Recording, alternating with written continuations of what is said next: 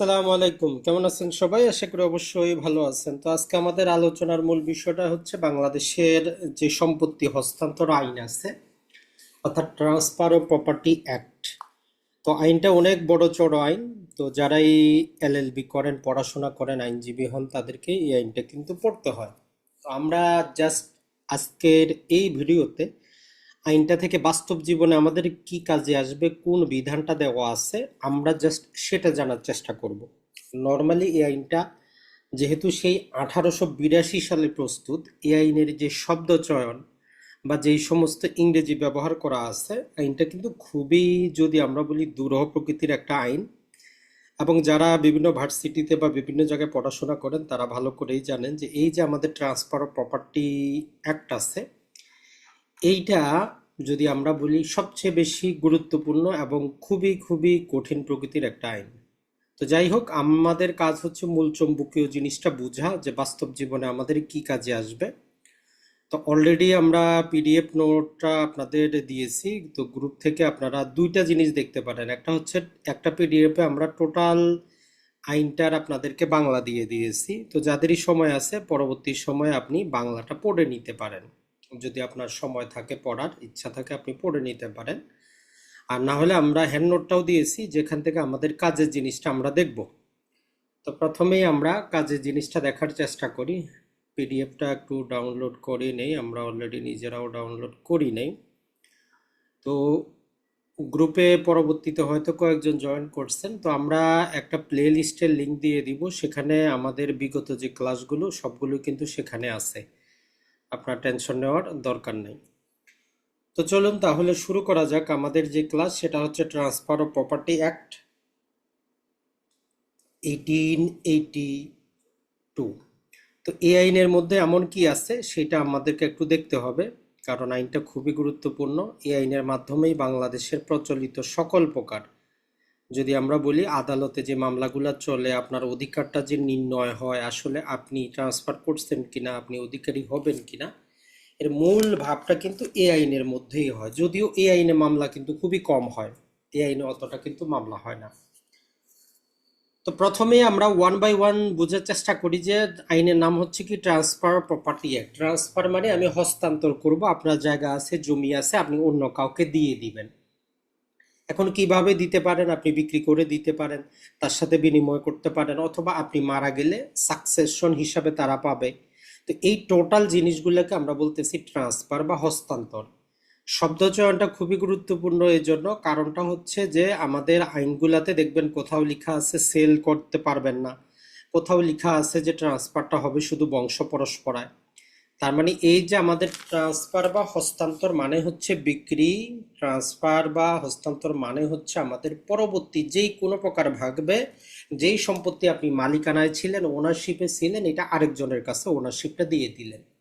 আর property বলতে আমরা যে জিনিসটা জানি, এখানে ম্যাক্সিমাম আলোচনা করব আমরা আমাদের যে জায়গা জমি ফ্ল্যাট প্লট আছে, যেগুলোকে আইনের ভাষায় আমরা বলি যে স্থাবর সম্পত্তি বা ইমুভেবল প্রপার্টি। আর সামান্য কয়েকটা আলোচনা আছে যেখানে শুধু আমাদের মুভেবল প্রপার্টি। তো মুভেবল প্রপার্টি নর্মালি কোনো দলিল রেজিস্ট্রেশন করা লাগে না, টাকা পয়সা নিলেন, জিনিসটা তাকে দিয়ে দিলেন, তাতেই হয়ে যায়। তাহলে প্রথমে বেসিক আলোচনাটা আমরা ক্লিয়ার করে নিলাম। যাই কিছু আমরা পড়বো বেশিরভাগই থাকবে স্থাবর সম্পত্তি নিয়ে। এখন আপনি নিজেকে নিজে কল্পনা করেন যে আপনার সম্পত্তি আপনার ইচ্ছায় হস্তান্তর হইতে পারে। আপনার টাকার দরকার, আপনি বিক্রি করবেন। আপনি কারো প্রতি খুশি হয়েছেন, তাকে আপনি গিফট করবেন, কারোর সাথে বিনিময় করবেন। তার মানে ব্যক্তির ইচ্ছায় হস্তান্তরিত হইতে পারে। আরেকটা হস্তান্তরিত হইতে পারে আইনের কারণে, আপনার ইচ্ছা থাক বা না থাক। যেমন আপনি বন্ধক নিলেন সম্পত্তি, ব্যাংকের কাছে মর্গেজ দিলেন, টাকা পয়সা পরিশোধ করতেছেন না, এখন ব্যাংক আদালতের মাধ্যমে আপনার সম্পত্তিটা কি করে দিচ্ছে? বিক্রি করে দিচ্ছে, আপনার ইচ্ছা থাকুক বা না থাকুক।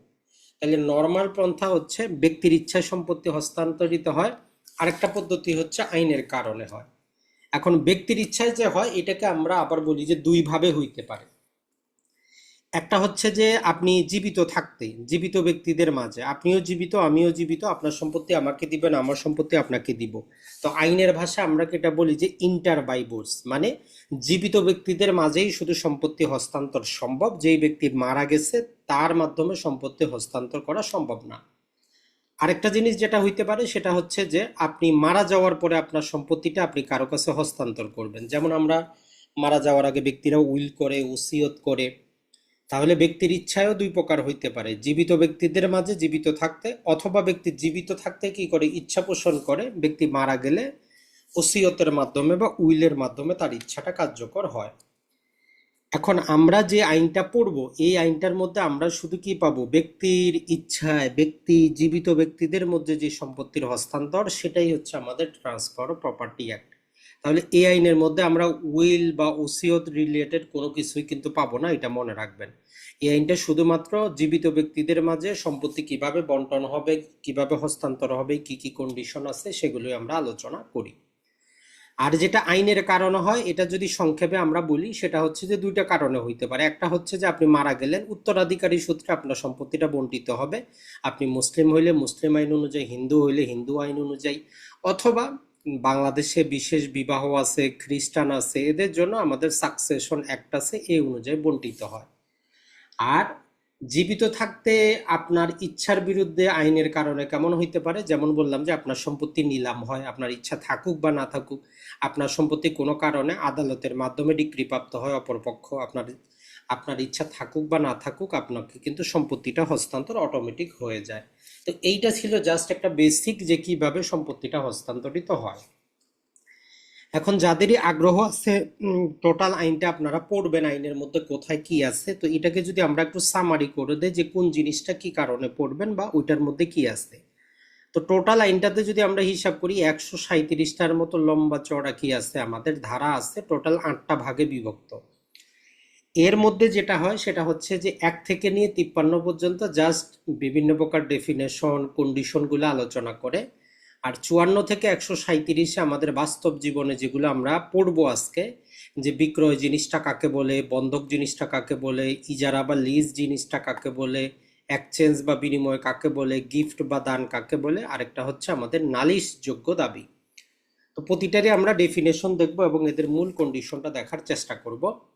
আর এইখানের মধ্যে আমাদের এই যে যদি আমরা দেখি চ্যাপ্টার 2 5 থেকে নিয়ে 53 পর্যন্ত আমাদের গুরুত্বপূর্ণ কয়েকটা ডেফিনেশন দেওয়া আছে।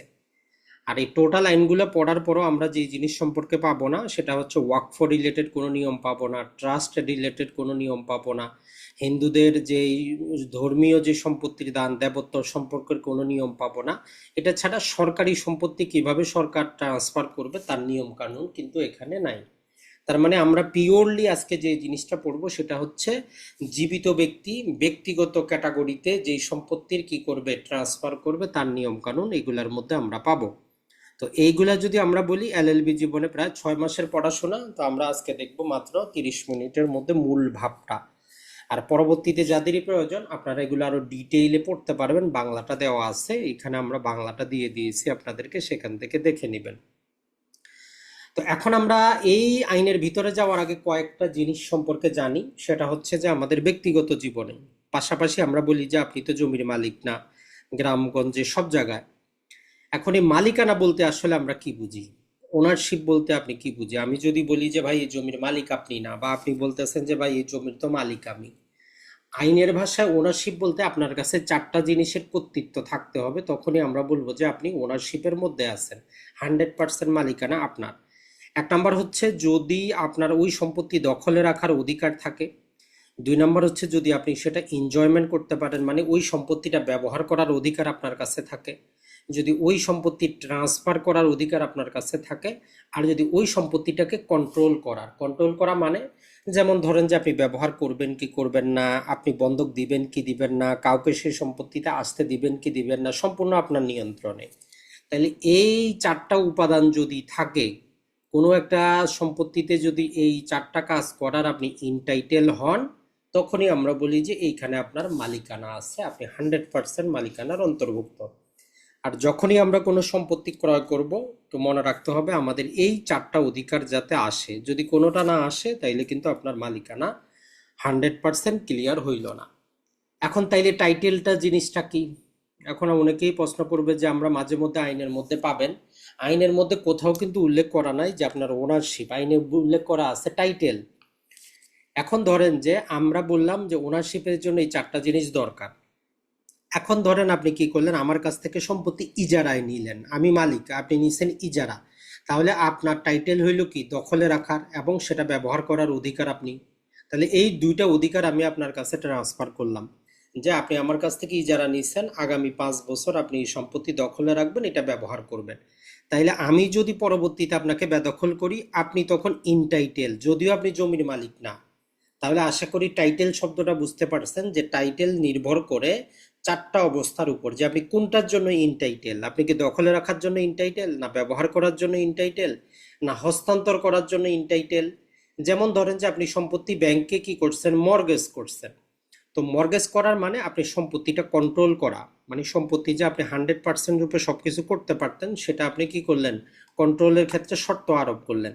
এখন ওই বন্ধককৃত সম্পত্তি আপনি বিক্রি করতে পারবেন কিনা, কথা হচ্ছে যে হ্যাঁ, আপনি ব্যাংকের অনুমতিতে ইনটাইটেল হন সম্পত্তিটা হস্তান্তর করতে। তাহলে এই ছোট্ট আলোচনা থেকে আপনারা অ্যাটলিস্ট এটা বুঝতে পারছেন যে ওনারশিপ হচ্ছে বান্ডেল অফ রাইট, মানে আপনার একাধিক অধিকারের সমষ্টি হচ্ছে মালিকানা। আর এই অধিকারগুলো এক একটার জন্য এক একজন ব্যক্তি ইনটাইটেল হইতে পারে। আপনি সম্পত্তির মালিক, আমার কাছে ইজারা দিচ্ছেন, তাহলে আমি ইনটাইটেল হইলাম, সম্পত্তি দখলে রাখবো, ব্যবহার করব। আমি কি করতে পারবো না, সম্পত্তি বিক্রি করতে পারবো না, হস্তান্তর করতে পারবো না।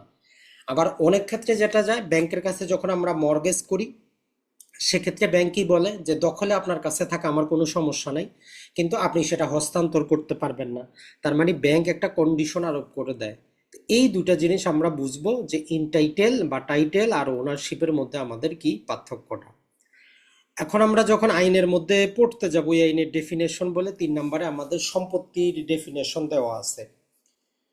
তো আমরা যে প্রপার্টি বা সম্পত্তিগুলো দেখি আশেপাশে, এগুলা নর্মালি দুই প্রকার। একটাকে বলি যে আমরা টেনজিবল প্রপার্টি, মানে দৃশ্যমান, যেগুলো আমরা দেখতে পারি অথবা স্পর্শ করতে পারি।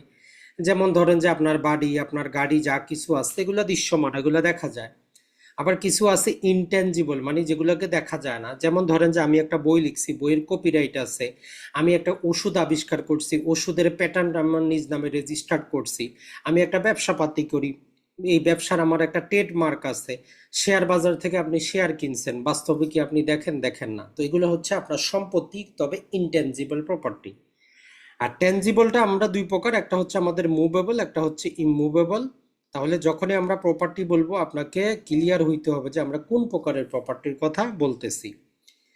এখন সর্বপ্রথমে আপনাকে তো বুঝতে হবে যে এই ইমুভেবল প্রপার্টি কাকে বলে। আমরা যে বারবারই বলতেছি যে এই আইনটা হচ্ছে আমাদের স্থাবর সম্পত্তি রিলেটেড, তাহলে স্থাবর সম্পত্তিটা কাকে বলে।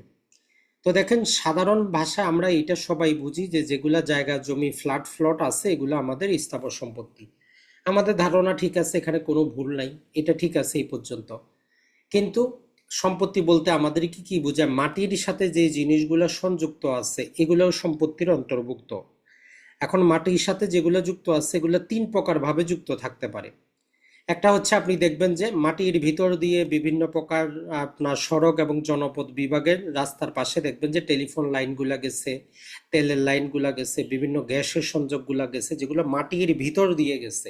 এখন ওই গ্যাস লাইন যেটা মাটির ভিতর দিয়ে ইমবেডেড করে গেছে, সেটাও কিন্তু আমাদের ইমুভেবল প্রপার্টি। 2 নাম্বার হচ্ছে যেগুলো মাটির সাথে সংযুক্ত, অ্যাটাচকৃত, যেমন আপনার ঘরের দরজা, ঘরের জানালা, নর্মালি সেগুলো মুভেবল প্রপার্টি। কিন্তু যখন আপনি ঘরের সাথে সেগুলাকে লাগাইলেন, তো সেটা হয়ে গেল ইমুভেবল প্রপার্টি। আরেকটা হচ্ছে যেই গাছপালাগুলা যেগুলা শাখাযুক্ত, যেগুলা মাটির ভিতরে, যেগুলার বড় বড় শিকড় গজায়, সেগুলা হচ্ছে আমাদের ইমুভেবল প্রপার্টি। যেমন আমরা ধান আবাদ করি, ধান কিন্তু ইমুভেবল প্রপার্টি না, কারণ ধানের শিকড়টা কিন্তু ছোট। কিন্তু আপনার এই যে বড় বড় গাছ যেগুলো আছে, সেগুলো দেখবেন যে অনেক ভিতর পর্যন্ত তার শিকড়গুলো আছে। তাহলে যেটা ইমবেডেড, যেটা অ্যাটাচকৃত, যেটা রুটেড, এই তিনোটাই হচ্ছে আমাদের ইমুভেবল প্রপার্টির অন্তর্ভুক্ত। এরপরে আরেকটা জিনিস বলে যে আমরা ইমুভেবল প্রপার্টি বলতে আমরা এই জিনিসটাকে বুঝাবো মাটি থেকে উদ্ভূত সুবিধা। কেমন, যেমন ধরেন যে আপনার একটা পুকুর আছে, ওই পুকুরের মধ্যে আপনার মাছ চাষ হয়, ওই যে পুকুরের মধ্যে আপনি মাছ চাষ করেন, এই ট্রান্সফার, এই অধিকারটাও একটা হচ্ছে আমার ইমুভেবল প্রপার্টি। তাহলে এই বেসিক কয়েকটা 3টা জিনিস মনে রাখবো। ইমুভেবল প্রপার্টি বলতে জমিও বোঝাবে, জমির সাথে সংযুক্ত জিনিস, এবং জমি থেকে যেই সমস্ত সুবিধা আমরা পাবো, এগুলাও ইমুভেবল প্রপার্টির অন্তর্ভুক্ত। আর জায়গা জমির দলিলে আমরা বলি যে দুইজন সাক্ষী বলে, আইনের ভাষা একে এক শব্দ বলে যে অ্যাটেস্টেড। তার মানে প্রতিটা দলিল যখন আমরা বলি অ্যাটেস্টেড হইতে হবে, এই অ্যাটেস্টেশনের মানে হচ্ছে কমপক্ষে দুইজন সাক্ষী লাগবে। তাহলে দলিলে 4 জন 5 জন 20 জনও সাক্ষ্য থাকতে পারে, তবে সর্বনিম্ন 2 জন সাক্ষী থাকতে হবে। এখন সাক্ষীর কাজটা কি?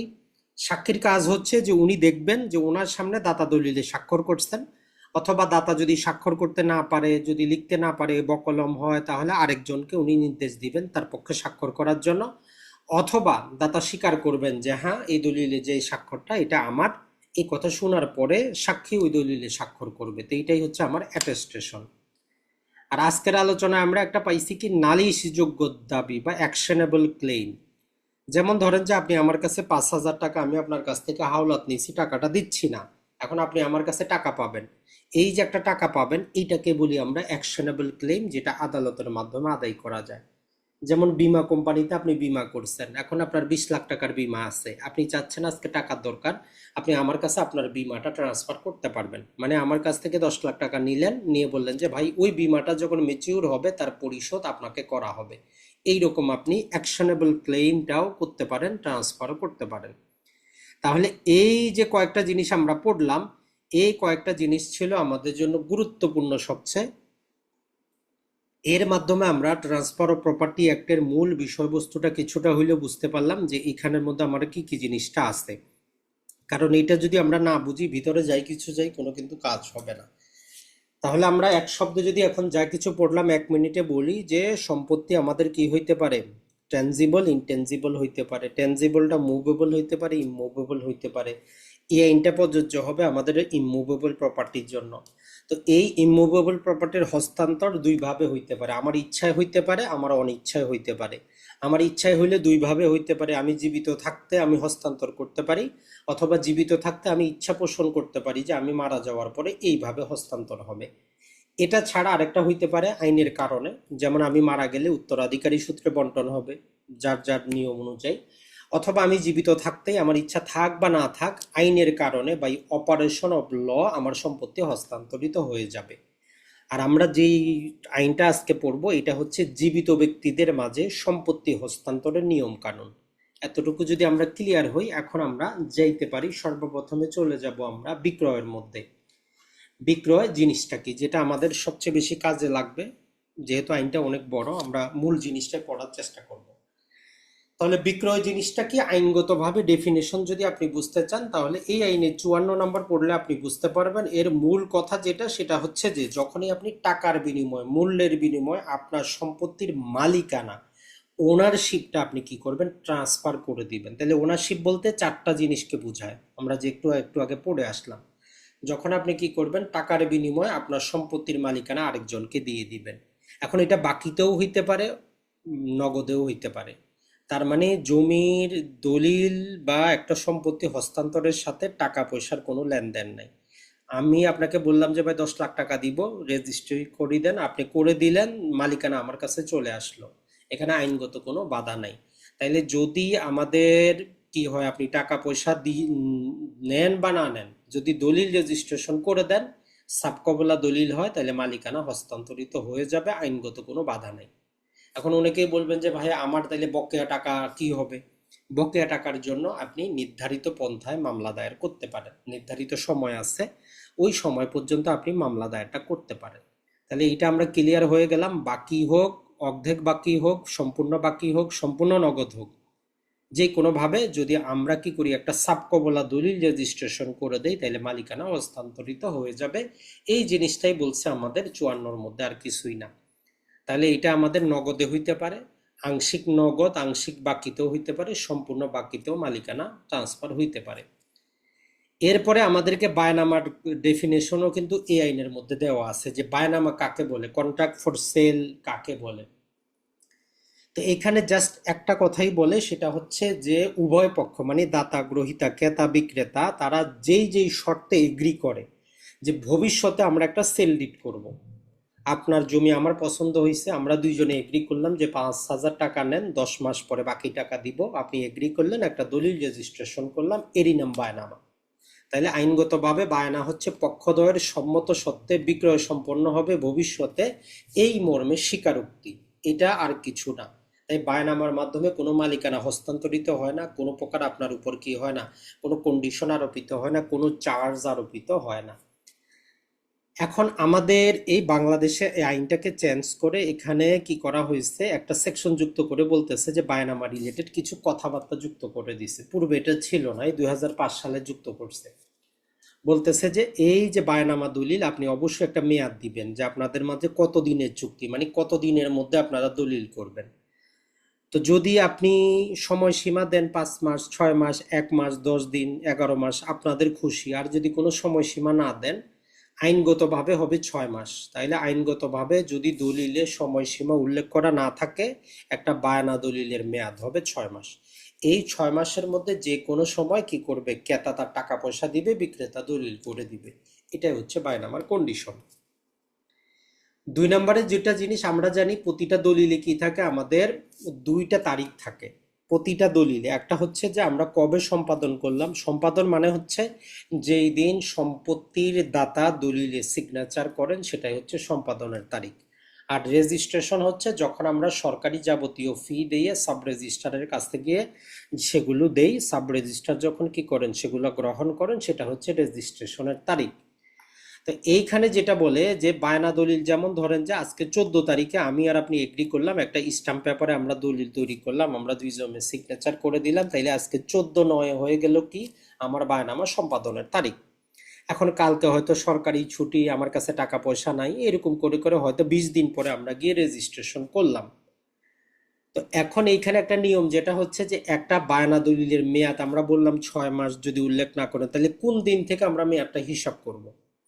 তো আইনের সহজ কথা হচ্ছে যেই দিন থেকে দলিলটা রেজিস্ট্রেশন হবে সেই দিন থেকে ওই 6 মাস হিসাব করব আমরা, সম্পাদনের তারিখ থেকে না। আর একটা কন্ডিশন, আমরা যখন পরবর্তীতে রেজিস্ট্রেশন আইন পড়বো, আজকে যে 14 তারিখে আমরা এটা কি করলাম, সম্পাদন করলাম, আগামী 30 দিনের মধ্যে আমাকে রেজিস্ট্রেশন করতে হবে।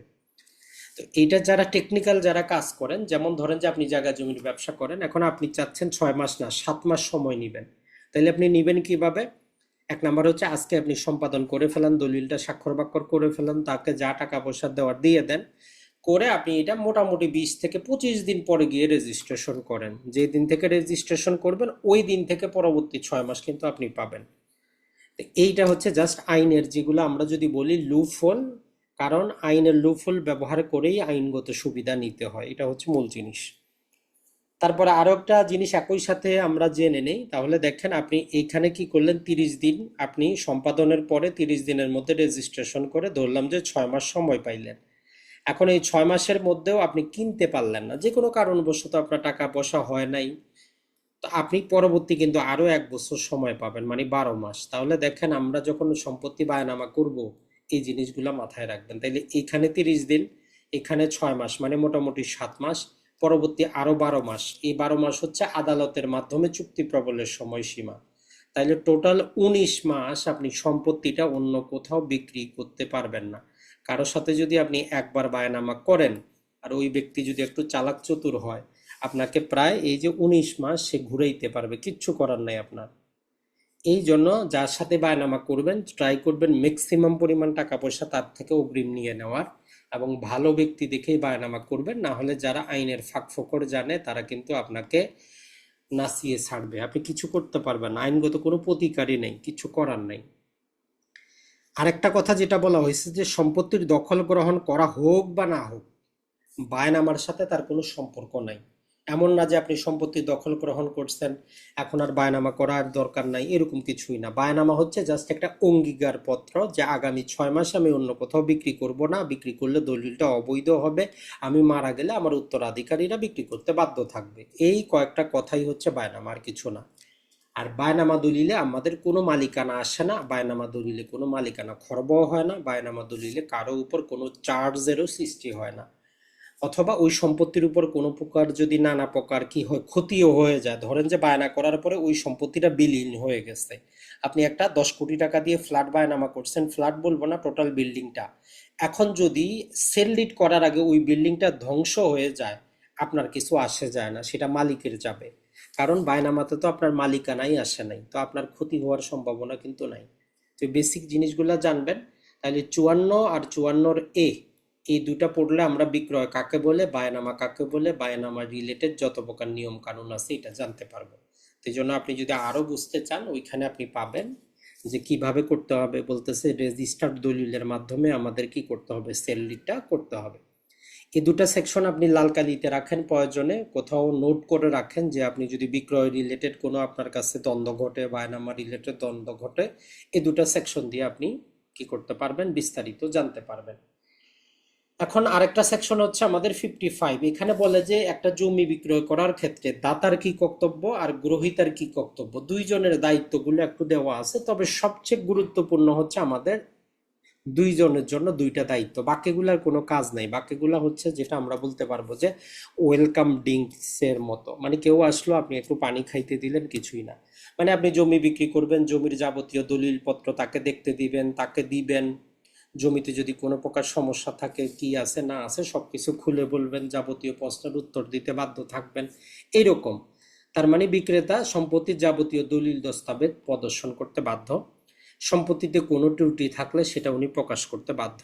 যে কোনো প্রশ্নের উত্তর দিতে উনি বাধ্য। তো নর্মালি আমরা সেটাই জানি, যার কাছ থেকে সম্পত্তি কিনবেন তার কাছ থেকে সব তথ্য আপনি কিন্তু নিবেন।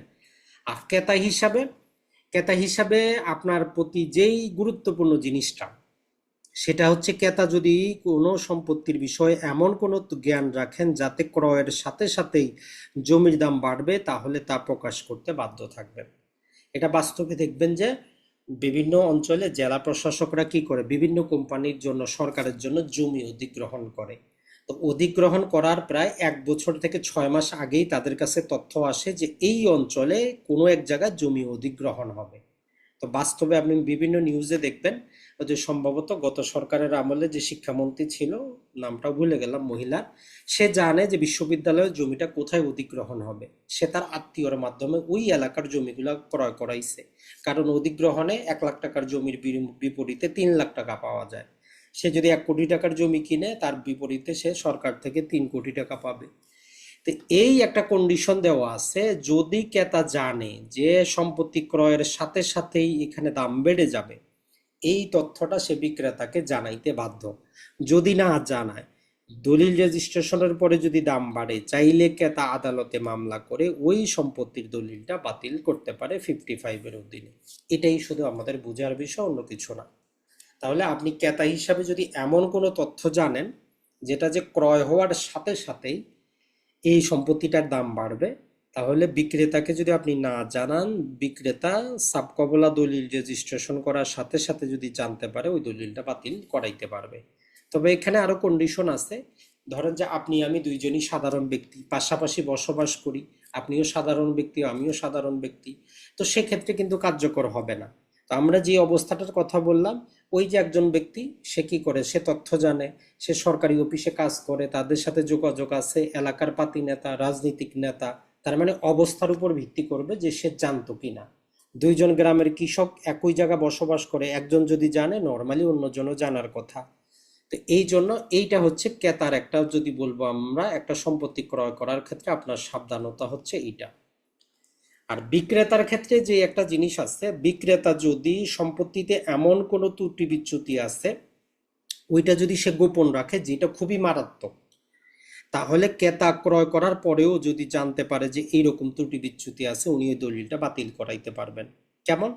যেমন ধরেন যে এইরকম একটা সম্পত্তি আপনি ক্রয় করছেন, এখন এইখান দিয়ে নর্মালি কোনো রাস্তা নাই, কিন্তু আইনগতভাবে এখানে আরেকজন ব্যক্তির চলাচলের অধিকার আছে, ইজমেন্টারি রাইট আছে আইনগতভাবে।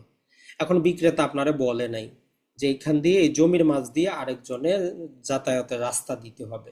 আপনি হয়তো জমিটা কিনছেন, টোটালটার মধ্যে আপনি একটা ফ্যাক্টরি দিবেন। এখন মাঝখান দিয়ে যদি ডিভিশন করতে হয়, আপনার কোনো লাভ নাই। তো আপনি চাইলে এই যে বিক্রেতা যে আপনার কাছে ম্যাটেরিয়ালগত ভাবে একটা জিনিস গোপন করছে, এই গ্রাউন্ডে দলিলটা বাতিল করাইতে পারবেন। তাহলে 55-এর অধীনে আমরা দুইজনের জন্য দুইটা জিনিস মনে রাখবো। যদি সম্পত্তি ক্রয়ের পরে সম্পত্তিটার দাম বাড়বে এই রকম তথ্য ক্রেতার কাছে থাকে, আর ক্রেতা যদি বিক্রেতাকে যদি না বলে, তাহলে বিক্রেতা দলিলটা বাতিল করাইতে পারবে। একই রকম ভাবে বিক্রেতা যদি সম্পত্তির এমন কোনো গুরুত্বপূর্ণ ত্রুটি বিচ্যুতি যার কারণে ক্রেতার ক্ষতি হচ্ছে এই জিনিসটা যদি না জানায়, আরো একটা হইতে পারে যেমন ধরেন যে নদী ভাঙ্গন কবলিত যে অঞ্চলগুলো আছে ওই অঞ্চলে দেখবেন যে বর্ষার মৌসুমে বিভিন্ন অঞ্চল ভেঙে যায়, কিন্তু বর্ষা পরবর্তী সেটাকে আবার রিপেয়ার করে কি করা হয়, ঠিক করা হয়। এখন আপনি শুষ্ক মৌসুমে কারোর সাথে বায়নামা চুক্তি করছেন, হয়তো এই জায়গা দিয়ে এই জমিটা আপনি কিনবেন। এখন বিক্রেতা আপনাকে বলে নাই যে ভাই প্রতি বর্ষা এটা ভেঙে যায়, আমাদের ঠিক করতে হয়, এই তথ্য সে দেয় নাই। পরবর্তীতে যখন সাবকবলা করার সময় আসলো তখন আপনি দেখলেন যে এটা তো ভাই ভেঙে যায় প্রতিবার বর্ষায়। তো এই যে ত্রুটি বিচ্যুতির কথা সে বললো না, এই গ্রাউন্ডে আপনি চাইলে দলিলটা বাতিল করতে পারবেন। তবে বাস্তবতা হচ্ছে এখনকার যুগে জমি কিনলেই দাম বাড়ে, তো এই জন্য কেউ আসলে বাতিল করাইতে চায় না। এই জিনিসটা একটু মনে রাখবেন। তাহলে আমরা সম্পত্তির ক্ষেত্রে এই যে 54 থেকে মোটামুটি যদি আমরা যে 54 নাম্বার সেকশনটা পড়লাম বিক্রয় কাকে বলে, 54 এতে আমরা পড়লাম কি যে বায়নামা রিলেটেড বিভিন্ন শর্ত, আর 55-এ আমরা পড়লাম আমাদের ক্রেতা বিক্রেতার তথ্য। আর দুইটা সেকশন আছে, ওই দুইটা সেকশন আমাদের কাজের না। একটা বলে যে 56 আর 57 আছে, ওইটা যারা পড়াশোনা করে সেইটা না, আমাদের মার্শেলিং বলে একটা শব্দ আছে। যদিও এখনকার আইনে যেমন ধরেন যে আপনি কারোর সাথে বন্ধক রাখলে ওই বন্ধকে গোপন করে বিক্রি করলে দলিলটা অবৈধ হয়, পূর্বে এরকম নিয়ম ছিল না। তো এই জন্য বলা হইতো যে পূর্বে যদি ধরেন যে কেউ, আপনি আপনার 3টা সম্পত্তি আছে এরকম, আপনি কি করছেন সম্পত্তিগুলো বন্ধক রাখছেন, তখন এই বন্ধক রাখার পরে আপনি এখান থেকে কোনো একটা সম্পত্তি আপনি কি করলেন, বিক্রি করে দিলেন। এই ধরলাম এই দুইটা সম্পত্তি আপনি বিক্রি করে দিলেন। তো যার কাছে বন্ধক আছে এখন ওই ব্যক্তি যখন আসবে আপনি টাকা পয়সা দিচ্ছেন না, তো এই যে দুই ব্যক্তি তারা সেল ডিড করা করলো, তারা এই নতুন যে বন্ধকি যে টাকা দাবি করতে আসবে তাকে বলতে পারে যে ভাই তার যে আগের যে দুইটা জমি আছে ওগুলা বিক্রি করেন, আপনার ঋণ যদি পরিশোধ হয়ে যায় ভালো, না হইলে তখন আমাদের কাছ থেকে নিয়েন। এই কথাটা উনি বলতে পারবে। এটাকে বলে যে মার্শেলিং, মানে হচ্ছে একটা সিকোয়েন্সে দাঁড় করানো। তো বর্তমানে এটা সম্ভব না, কারণ বর্তমানে হচ্ছে আপনার মর্গেজকৃত থাকলে ওইটা আপনি বিক্রি করতে পারেন না, সাবসিকুয়েন্ট দলিলটাই অবৈধ। তো নতুন ক্রেতা ভাবে বৈধভাবে মালিকানা যায় না, অতএব এটা সম্ভব না। আর আরেকটা সেকশন আছে সেখানে বলে যে কোনো সম্পত্তিতে যখন নানা প্রকার দেনা থাকে তখন আমরা চাইলে আদালতের মাধ্যমে কি করতে পারি, ওই সম্পত্তিটা একদম সম্পূর্ণ নিষ্কণ্ঠক এইরকম আমরা কি করতে পারি, ঘোষণা আদালত থেকে নিতে পারি। কোনো একটা সম্পত্তিতে ধরেন যে বিভিন্ন জন টাকা পয়সা পাবে, যেমন আমরা বলতে পারি একটা মর্গেজকৃত সম্পত্তি 5 জনের টাকা পয়সা পাবে। এখন আপনার সম্পত্তিটা পছন্দ, আপনি কিনতে চাচ্ছেন, এখন না যিনি বিক্রি করবে ওনার কাছে টাকা পয়সা নাই যে যারা টাকা পয়সা পাবে তাদেরকে দিবে, তো এদের মধ্যে ঝামেলা মারামারি, কেউ কারোর সাথে বসতে চায় না। তো আপনি কিনতে ইচ্ছুক, আপনি চাইলে কি করতে পারেন, ওই বিক্রেতার সাথে আলোচনা করে আদালতে আপনি মামলা দায়ের করতে পারেন যে এই সম্পত্তি নিষ্কণ্ঠক আমি ঘোষণা করব, কার কার পাওনা আছে আমার কাছে আসেন। তো আদালতে আপনি কি করবেন, টাকা পয়সা জমা করবেন। আদালত তখন যারা যারা পাওনাদার এদেরকে নোটিশ করবে যে এই সম্পত্তির উপর আপনার পাওনা আছে, পাওনাটা নিয়ে যান, আমি সম্পত্তিটাকে নিষ্কণ্ঠক ঘোষণা করব। তো নর্মালি আমরা এরকম খুব কম পাই। তো এইরকমও ব্যবস্থা আছে। তো এই জন্য বিরোধপূর্ণ জায়গাতে চাইলে আদালতে টাকা জমা করে আমরা ওই সম্পত্তিটা নিষ্কণ্ঠক ঘোষণা করাইতে পারি। এই প্যাকেজটাই হচ্ছে টোটালটা আমাদের যে বিক্রয় রিলেটেড, আর কোনো কথাবার্তা নাই। আশা করি আপনারা বুঝতে পারছেন বিক্রয় জিনিসটা কি, বিক্রয় কিভাবে হবে। এখন আসি আমরা বন্ধক। তো বন্ধক যখন আমরা পড়বো নর্মালি বাস্তবে আইনগতভাবে যারা এলএলবি তে পড়েন তাদেরকে 6 প্রকারের বন্ধক পড়তে হয়।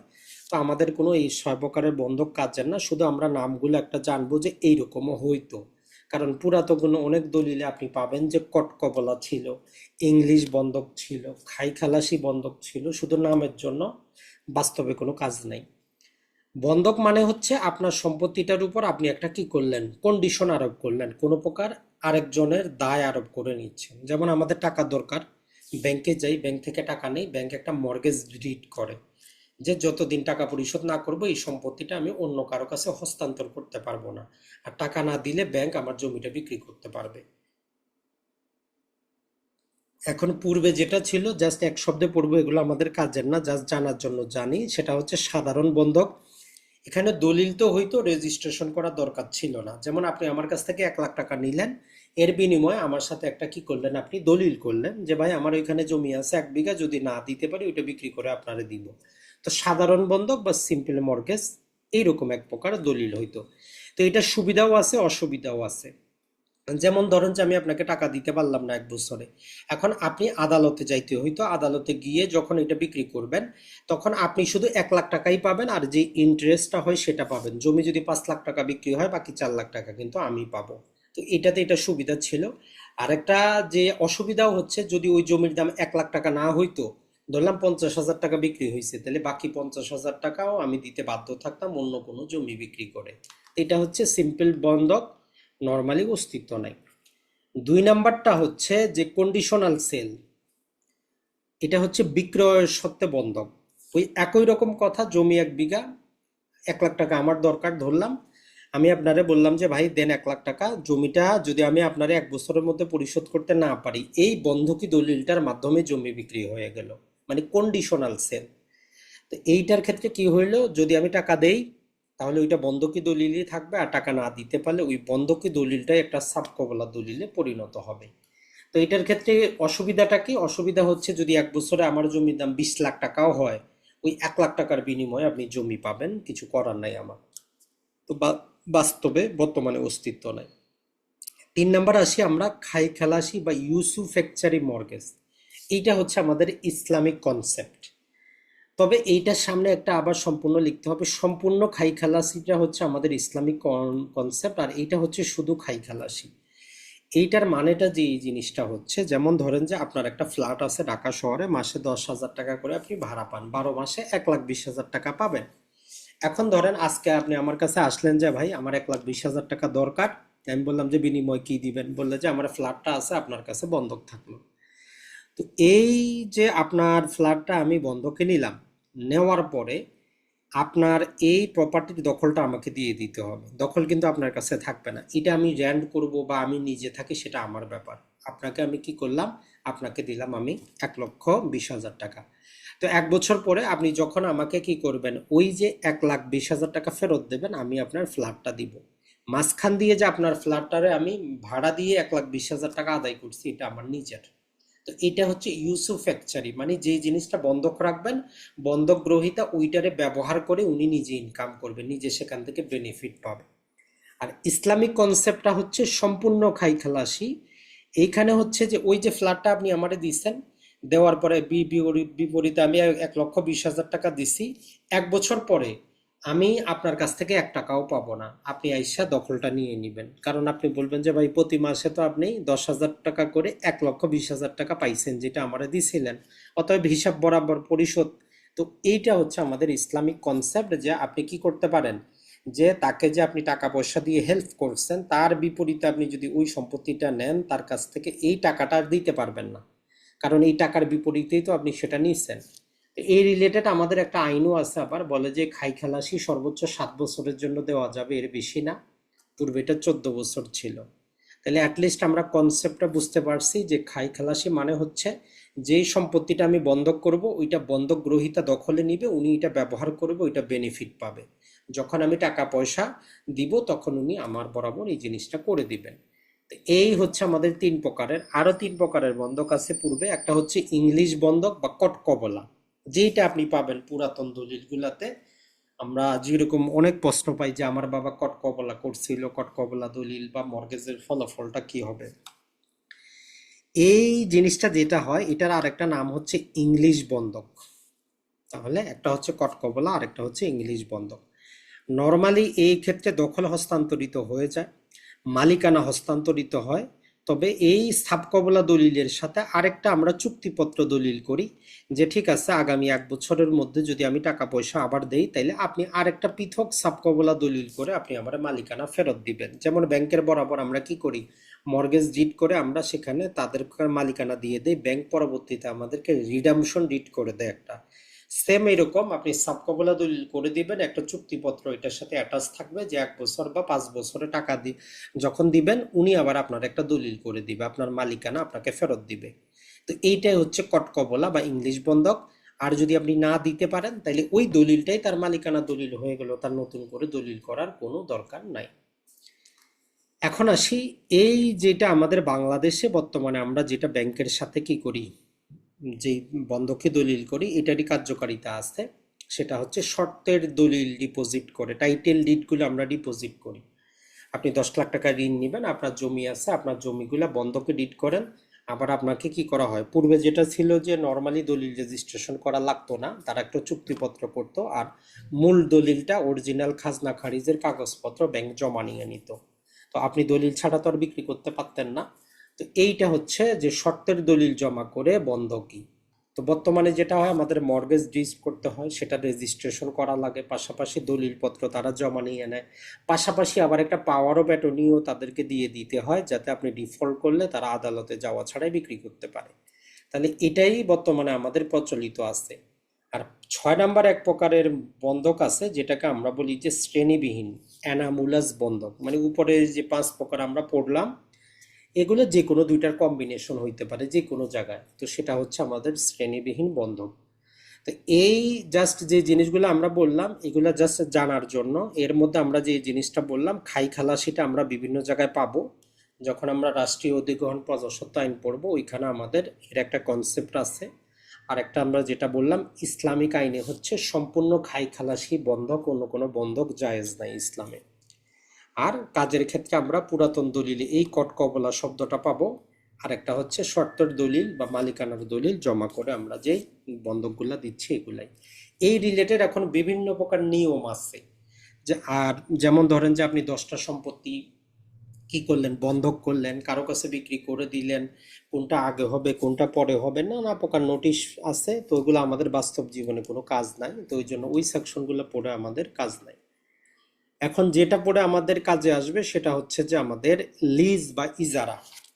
এটা পাবো আমরা 105 থেকে নিয়ে 117 পর্যন্ত।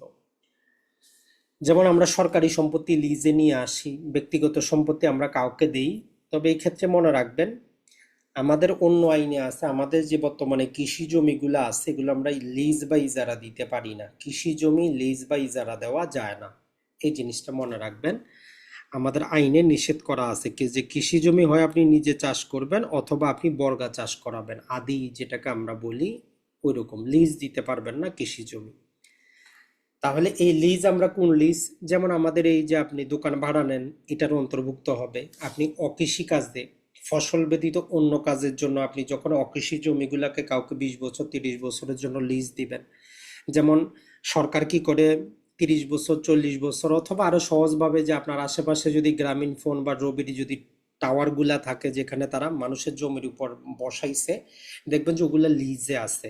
সর্বনিম্ন কমপক্ষে যতটুকু 15 বছরের লিজে তারা নেয়, কমপক্ষে 15 বছর। এইগুলা হচ্ছে ওইরকম লিজ, যেটা অকৃষি কাজে ব্যবহার করা হবে। তো এইখানে আমাদের মূল জিনিস যেটা, সেটা হচ্ছে যে ভোগ দখলের অধিকার আপনি কি করতেছেন, তার কাছে হস্তান্তর করতেছেন। মালিকানা আপনারই থাকলো, কিন্তু আপনি ওই সম্পত্তির দখলে থাকতে পারবেন না, দখলে থাকবে লিজ গ্রহীতা।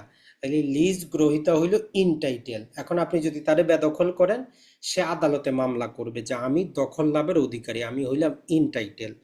তাহলে লিজে আমাদের ভোগ দখল বা পজেশনটা গ্রহীতার কাছে চলে যায়, তবে মালিকানা দাতার থাকে। এখন লিজটা নর্মালি বাংলাদেশে 2 প্রকার হয়, একটা হচ্ছে চিরস্থায়ী, আর একটা হচ্ছে নির্দিষ্ট সময়। সম্ভবত ঢাকার আশেপাশে জায়গার নামটা আমার মনে নাই, এমন কিছু লিজ আছে। ওই লিজ দলিলে যারা দাতা ছিলেন এরা এমন ভুল করছে, লিজ তো তারা দিছে চিরস্থায়ী লিজ, কিন্তু এই লিজ দলিলে তারা যে টাকা পয়সাটা রাখছে, লিজ মানি যেটাকে আমরা সেলামি বলি, ওই সেলামিটা একদম নগণ্য, মাত্র 10 টাকা। আজকে 50 বছর পরেও ওই সম্পত্তির লিজ মাত্র, লিজ সেলামি মাত্র 10 টাকা। এখন তারা যদি এখানে কন্ডিশন দিত যে প্রতি বছর বছর আমার লিজ মানে 20% করে বৃদ্ধি পাবে, তাহলে হইতো। এখন ওই লিজ ডিডটা একদম পিওর লিজ ডিড, চিরস্থায়ী। তো ওই জন্য যারা ওই সম্পত্তির প্রকৃত মালিক তাদের কোনো লাভ নাই। 10 টাকা দিয়ে আপনি করবেনটা কি, কোটি টাকার সম্পত্তি দিয়ে বসে আসেন চিরস্থায়ী লিজ, আপনার কিছু করার নাই, আইনেরও কিছু করার নাই।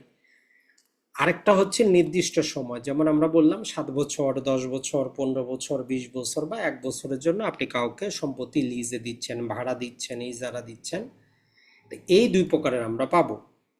তাইলে এই যে আমরা যখন আপনার কাছে কোনো জায়গা জমির খতিয়ান আসবে, দেখবেন যে ওইখানে জমির শ্রেণী ভাগ করা আছে, কৃষি এবং অকৃষি। যদি কৃষি হয় ওই সম্পত্তি আপনি লিজ নিতে পারবেন না, যিনি লিজ দিতে চান তার প্রয়োজনে তার জমির শ্রেণী পরিবর্তন করাইতে হবে।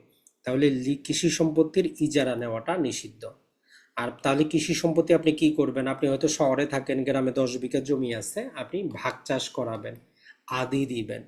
তবে আমাদের অঞ্চলে রংপুর বলেন, পঞ্চগড়, ঠাকুরগাঁর দিকে যেটা চলে, যেমন গত ভিডিওতে আমরা বললাম যে আমার 10 বিঘা জমি আছে, আমি চাষ করি না, আপনারে আমি বাৎসরিক দিয়ে দিছি যে ভাই প্রতি বিঘার বিপরীতে আমার 20,000 টাকা করে দিবেন, আপনি জমি চাষ করেন, খালি রাখেন, যা খুশি আপনার, বছর যাবে আমাকে প্রতি বিঘা প্রতি 5 বিঘার 1 লাখ টাকা দিয়ে দিবেন।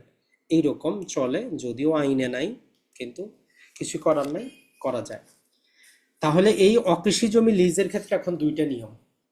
একটা হচ্ছে যে লিজটা হইতে পারে যে আমাদের বছর থেকে বছর হইতে পারে, যে কত বছর উল্লেখ করা নাই, প্রতি বছর বছর দেওয়া আছে। আর আরেকটা হইতে পারে যে প্রতি মাসে মাসে। দুই প্রকারের লিজ হইতে পারে, একটা হচ্ছে যে মাসে মাসে, একটা হচ্ছে লিজ বছরে বছরে, মানে নির্দিষ্ট কোনো বছর দেওয়া নাই, জাস্ট লিজ দলিল দেওয়া আছে এরকম। তো এখন যদি মাস টু মাসে আমরা লিজে দেই, তাকে যদি আমরা কি করতে বলি, খালি করতে বলি যে ভাই আপনি আমারটা ছেড়ে দেন, জমি আমার লাগবে, তাহলে সর্বনিম্ন 15 দিন আগে আমাদেরকে কি করতে হবে, নোটিশ দিতে হবে। যেমন ধরেন যে আপনি 11 মাসের জন্য কাউকে একটা দোকান ভাড়া দিলেন, কথার কথা, আপনি 1 বছরও দেন নাই। 11, বাংলাদেশে দোকান ভাড়াগুলা দেখবেন যে 1 বছরের বেশি হয় না, কারণ 1 বছরের বেশি হইলে খরচ দিতে হয়, স্টাম্প শুল্ক হয়, রেজিস্ট্রেশন করা লাগে। 1 বছর বা তার কমে হইলে রেজিস্ট্রেশন করা লাগে না। তো এই জন্য সারা বাংলাদেশেই দেখবেন যে 100-র মধ্যে 99টা বাড়ি ভাড়াই হচ্ছে 1 বছর মেয়াদি। শুধু বিশেষ কিছু ক্ষেত্রে বিভিন্ন বিদেশি কোম্পানি তারা 10 বছর 20 বছরের ভাড়া নেয়, সেটা তাদেরকে রেজিস্ট্রেশন করা লাগে। তাইলে আপনি 15 দিনের নোটিশ দিয়ে তাদেরকে খালি করাইতে পারবেন, কিছু করার না আইনগতভাবে। আর যদি আপনার বছর থেকে বছরের লিজ হয়, তাহলে 6 মাস আগেই জানিয়ে দিতে হবে যে ভাই আমার সম্পত্তি দরকার, আপনি আগামী 6 মাস পরে খালি করে দিবেন। এটা হচ্ছে আইনের নিয়ম। তাহলে আমরা এখানে যত জিনিস জানলাম, কৃষি জমি আমরা লিজে দিতে পারবো না, ভাগ চাষ বা আধি চাষ করাবো। আর অকৃষি জমি হইলে আমরা ভাড়াটা যদি প্রতি মাসে মাসে হিসাব করে দেই, 15 দিন পূর্বে নোটিশ দিব, উনি খালি করবেন। আর যদি বছর থেকে বছরে যদি আমাদের হয়, সেক্ষেত্রে আমাদের 6 মাস পূর্বে তাকে নোটিশ দিতে হবে যে আপনি আমার জমিটা খালি করেন, আমার এই জমি লাগবে। তো আবার অনেক লিজ দিতে আবার কন্ডিশনও থাকে, ওইটাও বুঝতে হবে। ওইখানে বলাই থাকে যে আগামী 15 বছরের মধ্যে আপনি কোনো প্রকার আমার কাছে নোটিশ দিতে পারবেন না খালি করার জন্য। যারা ভালো ভালো কোম্পানি, মাল্টি ন্যাশনাল কোম্পানি, ওইটা কন্ডিশন আরোপ করে দেয় যে 15 বছর পরে যখন আপনার দরকার পড়বে তখন আপনি নোটিশ দিবেন। কারণ প্রতিটা কোম্পানি কি করে বা ব্যক্তি সেখানে ইনভেস্টমেন্ট করে। এখন অ্যাটলিস্ট সে তার যদি ইনভেস্টমেন্টে টাকাই উঠাইতে না পারে, 1 বছর পরে আপনি নোটিশ দেন, কাজ হবে না। তো এই জন্য লিজ ডিডের মধ্যে তারা আগে কন্ডিশন দিয়ে দেয় যে আগামী 15 বছর তো আপনি আমাকে নোটিশই দিতে পারবেন না, 15 বছর পরে যখন আপনার দরকার হবে তখন 6 মাস পূর্বে আমার নোটিশ দিয়ে জানাবেন, তারপর আমি চিন্তা করব কি করা যায়। আর 1 বছরের বেশি যদি লিজ বা ইজারা হয়, তাহলে এটা অবশ্যই রেজিস্ট্রিকৃত হইতে হবে, না হলে ওইটা আইনগতভাবে আমরা কোনো প্রতিকার পাবো না। তাহলে আমরা যারাই দেখবেন যে বিভিন্ন জায়গায় 5 বছরের আপনি লিজ দিচ্ছেন, জাস্ট আপনি স্ট্যাম্পটা করে বাসায় বসে রাখছেন, কোনো বিরোধ ঘটলে আইন আপনাকে কোনো প্রতিকার দিবে না। এখন আসি আমরা তার পরের অংশে, সেটা হচ্ছে এওয়াজ বা বিনিময়, এক্সচেঞ্জ, যেটা আমরা পাবো। তো এটার ক্ষেত্রে মনে রাখবেন যে দুইটাই সম্পত্তি হইতে হবে, আপনারও সম্পত্তি আছে, আমারও সম্পত্তি আছে। এখন এটা আমরা নানা কারণে বিনিময়টা করতে পারি, বিভিন্ন কারণে, সেটা সুবিধার কারণে হোক অথবা অগ্রক্রয়কে ঠেকানোর জন্য হোক, নানা প্রকার কারণে আমার জমি আপনাকে দিব, আপনার জমি আপনি আমাকে দিবেন। এখন এই ক্ষেত্রে ভুল ধারণা যেটা, জমি আপনার সমান হওয়ার দরকার নেই, আমার 15 শতক আপনার 10 শতক, কোনো সমস্যা নাই, করা যাবে। বা ধরেন যে আপনার মাত্র 1 শতক জমি, আমার হচ্ছে 100 শতক, এরপরও বিনিময় করা যাবে। এমনকি ধরেন যে এখন যদি জমির দামও সমান হওয়ার দরকার নাই, আপনি যদি চান 1 শতক জমি সাথে আপনি 1 লাখ টাকা দিচ্ছেন, চলবে, কোনো সমস্যা নেই, তবে একটুকু হইলেও জমি থাকতে হবে। তাহলে যখনই আমরা বিনিময় করব, আর যারা অগ্রক্রয়কে ঠেকাইতে চান, এদেরকে আমরা যে উপদেশটা দিব যে আপনি নতুন ক্রেতার সাথে কি করেন, 1 শতক না, আপনার যদি কোথাও জমি থাকে ওইখান থেকে আপনি 1 শতকের 4 ভাগের 1 ভাগ, ধরেন যে 0.25 শতক আপনি বিনিময় করেন, বিনিময় দলিল রেজিস্ট্রেশন করেন, জীবনেও আর কি হবে না আপনার, সেটা অগ্রক্রয় হবে, ও কেউ মামলায় দায়ের করতে পারবে না। আর তখন বলবেন যে ভাই আমার এইটুকু জমির কি হবে, প্রয়োজনে ওই বিক্রেতার কাছ থেকে আপনি কি করেন, ক্রেতার কাছ থেকে আপনি একটা পাওয়ার অফ অ্যাটর্নি নিয়ে নেন, ঝামেলা শেষ। তো এইটা করে আপনি অগ্রগয়ের মামলাগুলা ঠেকাইতে পারেন। তো এই জন্য যারাই দেখবেন যে একটু চালাক প্রকৃতির, এরা একদম অগ্রগয়ের মামলা যাতে দায়ের না হয় সবচেয়ে কার্যকরী পন্থা হচ্ছে বিনিময় দেখানো। এখন বিনিময়টা আপনি বাংলাদেশের যে কোনো জায়গার আপনি জমি দেখাইতে পারেন, কোনো সমস্যা নেই। আর জমির পরিমাণ একদম 1 শতকের 100 ভাগের একটুকু দেখাইতে পারেন, তাতেও কোনো আপত্তি নেই। তাইলে যারাই অগ্রকয় নিয়ে টেনশনে আছেন আপনারা এই কাজটা করবেন, যে আপনি যদি ভিন্ন কোনো জেলায়ও আপনার জমি থাকে আপনি বিনিময় করবেন, তাহলে আর কোনো আপনার ঝামেলা নেই। তাহলে আমরা যেটা বললাম, সম্পত্তির বিনিময় সম্পত্তির বদলে হবে। তবে জমি কম বেশি হইতে পারে, দাম কম বেশি হইতে পারে, তাতে কিছু আসে যায় না। আর যেই জিনিসটা, দলিলটা অবশ্যই রেজিস্ট্রেশন করতে হবে। শুধু আপনি চুক্তি করে রাখলেন, দখল বুঝায় দিলেন, আইনগত কোনো প্রতিকার নাই। অবশ্যই অবশ্যই আপনার রেজিস্টার্ড দলিল থাকবে, দলিলের মধ্যে সুস্পষ্ট জমির পরিমাণ ভাগ সবকিছু উল্লেখ করা থাকবে, তবেই আপনি প্রতিকার পাবেন। আর একটা কথা জিনিস, যেখানে এখন ধরেন যে আপনি বিনিময় তো করছেন, এ এবং বি দুটো জমি ছিল, আপনি বিনিময় করছেন। এখন ধরেন যে আপনার জমিটা একদম 100% পিওর ছিল, কোনো ঝামেলা ছিল না। যার সাথে বিনিময় করছেন পরবর্তীতে দেখা গেলো এই জমির উপর অন্যজন মামলা করে নিয়ে গেল, এখন আপনি তো ক্ষতিগ্রস্ত হইলেন, আপনি করবেনটা কি? তো এই জন্য আইনে আবার আপনাকে বলতেছে যে যার সাথে আপনি বিনিময় করছেন, যদি তার দোষের কারণে, তার মালিকানার ত্রুটির কারণে আপনি যেটা আপনার দখলে আনছেন ওইটাতে সমস্যা হয়, তাইলে আপনার সম্পত্তি যেটা তার কাছে বিনিময় করছেন ওইটা আপনি দাবি করতে পারবেন। আপনার সম্পত্তি আপনি ফেরত নিতে পারবেন, যদি তার দখলে থাকে বা তার উত্তরাধিকারী কারো কাছে থাকে আপনি নিয়ে আসতে পারবেন। তবে আদালতে যাইতে হবে, আদালতে মামলা করে আপনি আপনার অংশটা ফেরত পাবেন। কারণ হচ্ছে যে তার মালিকানার কারণে, তার মালিকানার সমস্যার কারণে আপনার মালিকানা চলে যাচ্ছে, অতএব আপনি আপনার অংশ কি পাবেন? ফেরত পাবেন। এই হচ্ছে আমাদের বিনিময় সংক্রান্ত গুরুত্বপূর্ণ জিনিস, বাকি অন্য কিছু আমাদের দরকার নাই। আর এখন বলবেন যে ভাই তাহলে এই দলিলটা কয়টা দলিল হবে, রেজিস্ট্রেশন খরচ আমরা কিভাবে নির্ধারণ করব? এটা একটাই দলিল হবে, আপনি চাইলে দুইটা মূল দলিলও করতে পারেন, কোনো সমস্যা নাই।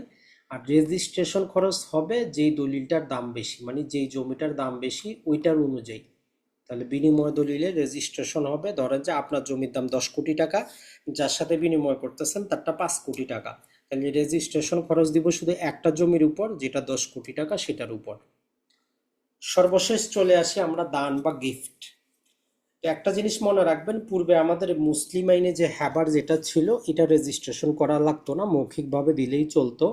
তো ওই 2005 সালে সরকার নিয়ম করে বলতেছে যে আমরা এই আইনের জন্য ধরে নিব হ্যাবাটাও দানের অন্তর্ভুক্ত, মানে গিফটের অন্তর্ভুক্ত, মানে দলিলটা রেজিস্ট্রেশন করতে হবে। দান আর হেবার মধ্যে কিছু মৌলিক পার্থক্য আছে, একটু পরে আমরা দেখার চেষ্টা করব। আগে দেখি আমরা আইনগতভাবে দান বা গিফট জিনিসটা কি।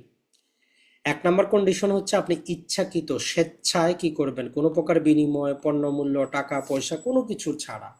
যেমন আপনার ছেলেকে আপনার ভালো লাগে, তাকে আপনি সম্পত্তি দান করতেছেন। পাড়া প্রতিবেশী বা কোনো মসজিদ, মন্দির, মাদ্রাসা, কোনো জায়গায় আপনার মন চাইছে আপনি সম্পত্তি দান করবেন, তো এটা হচ্ছে গিফট, যেখানে আপনি রিটার্নে কিছুই পাবেন না, বা অতীতেও কেউ আপনার জন্য কিছু করে নাই। তার মানে হচ্ছে একদম সম্পূর্ণ স্বেচ্ছায়, সজ্ঞানে, নিজের ইচ্ছায় যখন কাউকে কিছু দিবেন ওইটাকে আমরা বলবো যে গিফট। আর এই কাজটাই যখন মুসলিম ব্যক্তি করতেছে, তার নিকটবর্তী পণ্যটা সম্পর্কের মধ্যে করতেছে, ওইটাকে আমরা বলি যে হেবা। হেবার দানের মধ্যে মেইন পার্থক্য যদি আজকের বাংলাদেশে আমরা বলি, নর্মালি হেবাতে জমির দখলটা বুঝায় দিতে হয়। যেমন বিয়ের ক্ষেত্রে ইজাব পড়ে, কবুল হয়, তারপরে আপনি বউ নিয়ে আসেন, সেম একই রকম। আপনি অফার করবেন, সে গ্রহণ করবে, জমির দখল বুঝায় দিতে হবে, তাইলে হেবা কমপ্লিট, একটা দলিল রেজিস্ট্রেশন করবেন। কিন্তু দানের ক্ষেত্রে কন্ডিশন হচ্ছে যে দখল বুঝায় দেওয়ার কোনো কাজ নেই, আমি জমি আপনাকে হেবা করব, দলিল রেজিস্ট্রেশন হচ্ছে মেইন। আপনি পরবর্তী 12 বছরে যে কোনো সময় ওই সম্পত্তির দখল উদ্ধারের মামলা করতে পারবেন। তাইলে হেবার দানের মধ্যে আমরা দেখলাম, হেবাতে দখল বুঝায় দেওয়া বাধ্যতামূলক, দানের মধ্যে দখল বুঝায় দেওয়া বাধ্যতামূলক না, তবে দলিল রেজিস্ট্রেশন করাটা বাধ্যতামূলক। এখন আমরা বাংলাদেশের যে, যদিও এখানের মধ্যে নাই হেবার, হেবা বিল আওয়াজ আর বাসারতুল আওয়াজটা একটু বুঝি। হেবার দানটা তো আমরা বুঝলাম যে আপনি কোনো প্রকার কন্ডিশন ছাড়া আপনার জমি আরেকজনকে দিয়ে দিবেন, ইজাব হবে, কবুল হবে, সম্পত্তির দখল বুঝায় দিবেন।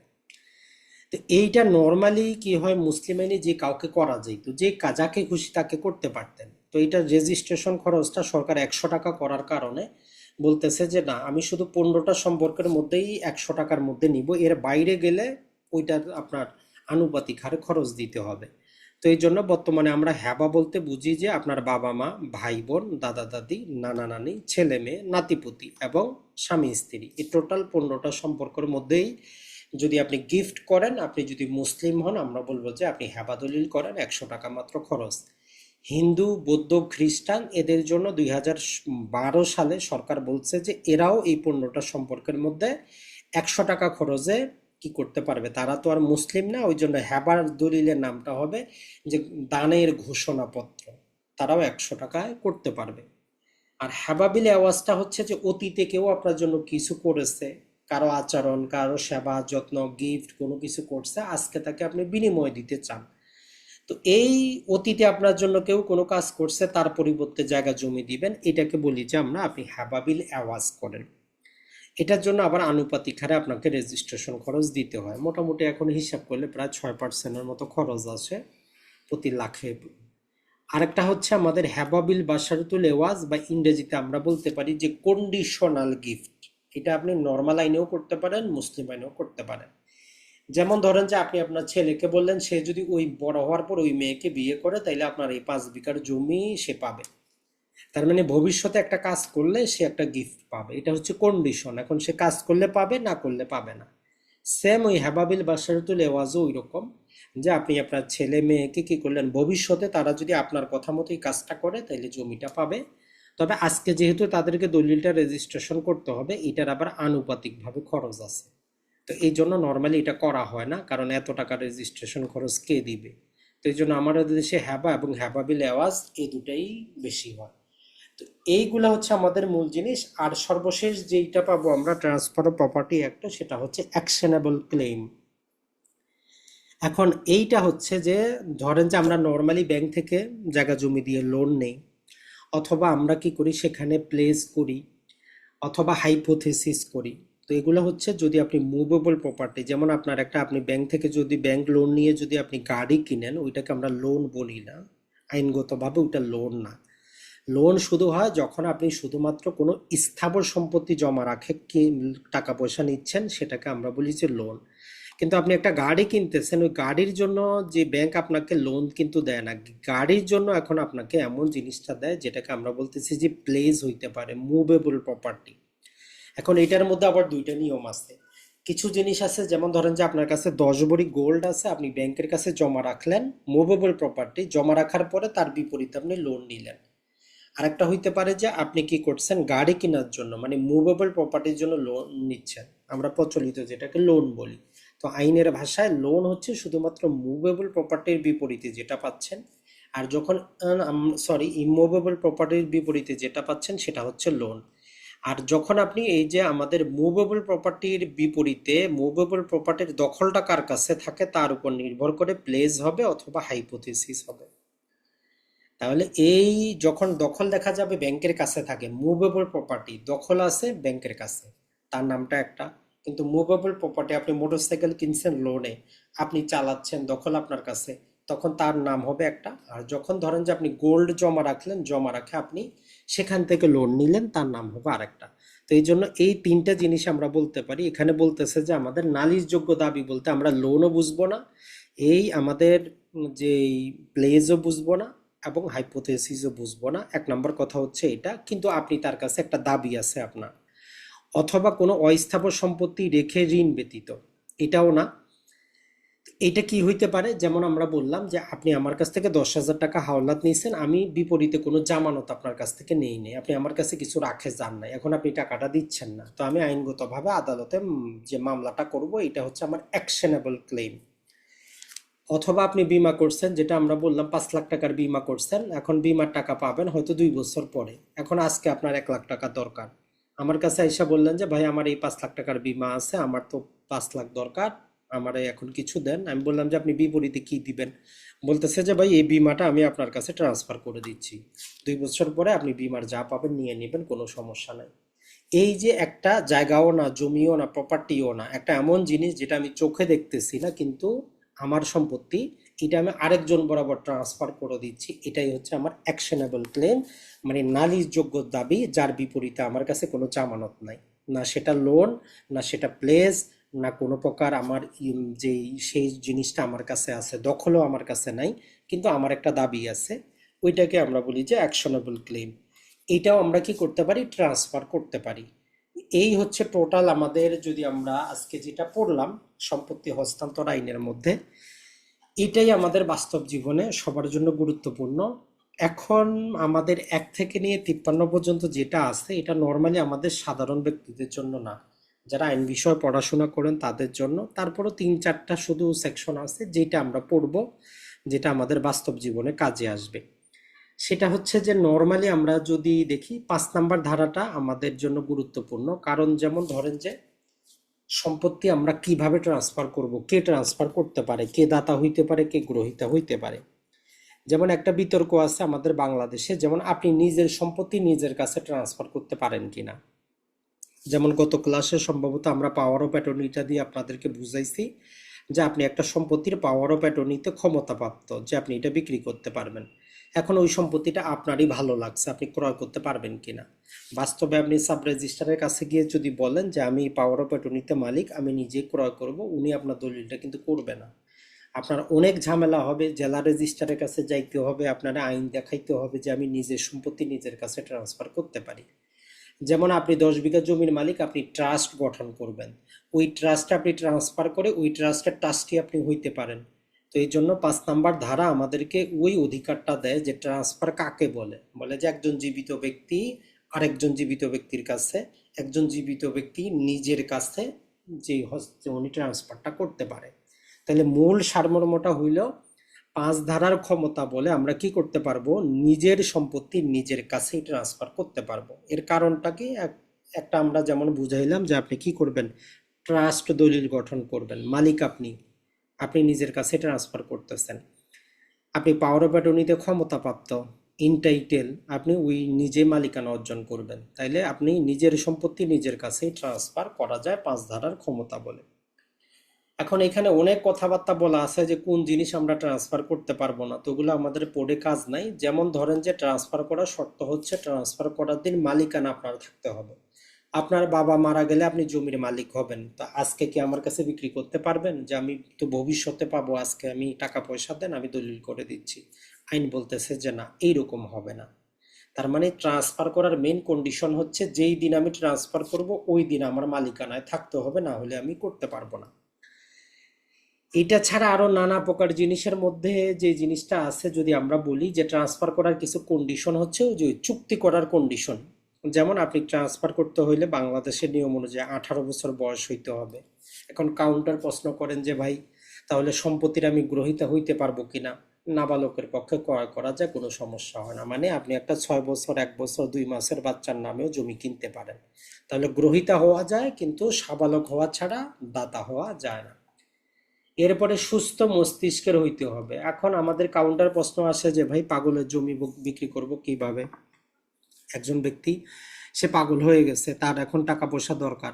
তো এরকম ক্ষেত্রে আমাদের দেশে আইন আছে, 1913 সালের একটা লুনেসি অ্যাক্ট আছে। তো সর্বপ্রথম ওই আইনের অধীনে অ্যাপ্লিকেশন করলে একটা কমিটি নির্ধারণ করে দেয়, যে ওই কমিটি সিদ্ধান্ত নেয় আসলে কি পাগলের দরকার কিনা। যদি দরকার হয় ওই কমিটি থেকে আদালতের মাধ্যমে একটা অনুমতি পত্র দেয়, তার মাধ্যমে পাগলের জমি বিক্রি করা সম্ভব। এরপরে হচ্ছে আইন কর্তৃক চুক্তি সম্পাদনের অযোগ্য ঘোষিত না হওয়া, মানে দেউলিয়া হইলে আপনি চুক্তি করতে পারেন না, আপনি জমি বিক্রি করতে পারবেন না। আদালত যদি আপনারা কি করে, ইনসলভেন্সি ঘোষণা করে, ইনসলভেন্ট ঘোষণা করে, আপনি যতই জমির মালিক হন আপনি হস্তান্তর করতে পারবেন না। তাহলে এই জিনিসগুলো আমরা বিভিন্ন আইনের অধীনে পাবো, এটা আমরা পাবো চুক্তি আইনের অধীনে, এই কন্ডিশনটা ফুলফিল করতে হবে। এরপরে যদি আমরা দেখি, সেটা হচ্ছে গুরুত্বপূর্ণ যে জিনিসটা, নর্মালি সম্পত্তি সবারই প্রিয়। আপনি চান আপনার যে সুন্দর জায়গাটা এটা সারা জীবন বংশ পরস্পরায় আপনাদেরই থাক, কিন্তু বাস্তবতা হচ্ছে যে কি, আপনি মারা গেলে ওই সম্পত্তিটা আপনার ছেলে মেয়েরা বিক্রিও করে দিতে পারে। এখন আপনি হচ্ছেন আইন জানা মানুষ, আপনার কথা হইল যে না, আমি এই সম্পত্তি আগামী 200 500 1000 বছর আমার বংশ পরস্পরায় থাকবে, এরকম কোনো অপশন আছে কিনা। তো আইনের মধ্যে এরকমও খুঁটিনাটি বিভিন্ন প্রকার নিয়ম দেওয়া আছে। তো এর মধ্যে যদি আমরা বলি, গুরুত্বপূর্ণ যদি কথা বলি, 10 নম্বরে বলে যে আপনি সম্পত্তি হস্তান্তর করলে কিছু কন্ডিশন তো দিতে পারেন, তবে আপনি 100% কন্ডিশন দিতে পারবেন না। যেমন আমরা বলছি যে আপনার এরকম একটা ফ্লট আছে, আপনি পিছের অংশে বাড়ি করে আছেন, সামনের অংশ আপনি বিক্রি করবেন অনেক দামে। এখন এখানে যদি তারা ক্রয় করে 20 তলা বিল্ডিং উঠায়, আপনার বাড়িটা পিছনে পড়ে যাবে। এখন আপনি চাইলে তাদেরকে সত্ত্ব দিতে পারেন, আপনার ওই সেল ডিডে কন্ডিশন দিতে পারেন যে ভাই জমি তো বিক্রি করব, কিন্তু 2 তলার বেশি আপনি ঘর উঠাইতে পারবেন না। এই কন্ডিশন আপনি দিতে পারবেন, এই কন্ডিশন বৈধ।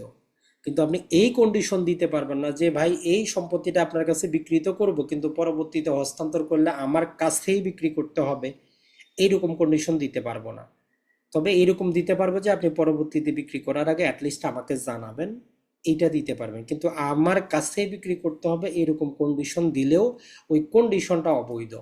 তো এই জন্য কোনো শর্তযুক্ত দলিল থাকলে আপনাকে আগে চিন্তা করতে হবে আইন কি বলে, তার কন্ডিশনটা সঠিক কিনা। তাহলে আমরা কি করতে পারবো, তার ব্যবহারটা নিয়ন্ত্রণ করতে পারবো। অথবা আমি বিক্রি করতেছি বলতে পারবো যে ভাই এটা শুধু আবাসিক কাজের জন্য বিল্ডিং বানাবেন, কোনো বাণিজ্যিক প্রতিষ্ঠান করতে পারবেন না। তো উনি যদি ভবিষ্যতে করতেও যায়, আপনি আদালতের মাধ্যমে নিষেধাজ্ঞা আনতে পারবেন যে ভাই এটা আমি আপনার কাছে বিক্রি করছি আবাসিক উদ্দেশ্যে, আপনি কি করতে পারবেন না, এটা বাণিজ্যিক উদ্দেশ্যে ব্যবহার করতে পারবেন না। এগুলা বৈধ কন্ডিশন। তো এরকম অসংখ্য নিয়ম কানুন কিন্তু দেওয়া আছে। এরপরে যদি আমরা দেখি একটা কনসেপ্ট আমরা পাবো, সেটা হচ্ছে যেই শিশু এখনো জন্মগ্রহণ করে নাই তার বরাবর আপনি সম্পত্তি হস্তান্তর করতে পারবেন কিনা। নর্মালি আমরা এতক্ষণ কি পড়লাম, জীবিত ব্যক্তির মাঝে সম্পত্তি হস্তান্তর হবে, অথবা আমি জীবিত থাকা অবস্থায় একটা উইল করব, পরবর্তীতে হস্তান্তর হবে। কিন্তু এখন যেমন ধরেন যে যদি আমরা বলি আপনার একটা ছেলে আছে, ছেলের বয়স এখন মাত্র 2 বছর। এখন আপনি চাচ্ছেন এই ছেলে যখন আরো 20 বছর পরে বিয়ে শাদী করবে, তার প্রথম ঘরে যে প্রথম সন্তান হবে তাকে আপনি 2 বিঘা জমি আজকে দান করতে পারবেন কিনা, তার বরাবর নিতে পারবেন কিনা। তো আমাদের আইনে দেওয়া আছে যে হ্যাঁ, যেই শিশু এখনো জন্মগ্রহণ করে নাই তার বরাবরও আপনি চাইলে আজকে হস্তান্তর করতে পারবেন। তবে এখানে কন্ডিশন হচ্ছে যতদিন ওই শিশুটা দুনিয়াতে না আসতেছে মধ্যবর্তী আপনাকে ব্যক্তি নিয়োগযুক্ত করতে হবে। এখানে ধরেন যে আপনার এলাকায় আপনার 2 বন্ধু আছে, এ বি সি, এরকম 3 জনের নামে আপনি কি করবেন, লাইফ ইন্টারেস্ট ক্রিয়েট করবেন যাদের বয়স কম, যে এদের বরাবর আমি দিয়ে দিলাম, এরা ভোগ করতে থাকবে। যেই দিন আমার এই ছেলে বিয়ে করবে, প্রথম ছেলে সন্তান হবে, সেই দিন এরা কি করবে, অটোমেটিক এর মালিকানা এই ছেলের কাছে যাবে। এখন কাউন্টার প্রশ্ন করবেন যে যদি এর যদি কোনোদিন ছেলেই না হয়, যদি সবগুলো মেয়ে হয়, বা প্রথম সন্তান যদি মেয়ে হয়, তো আইনের কথা হচ্ছে কন্ডিশন ফুলফিল না হইলে জমিটা যিনি করেছিলেন তার বরাবর ফেরত আসবে।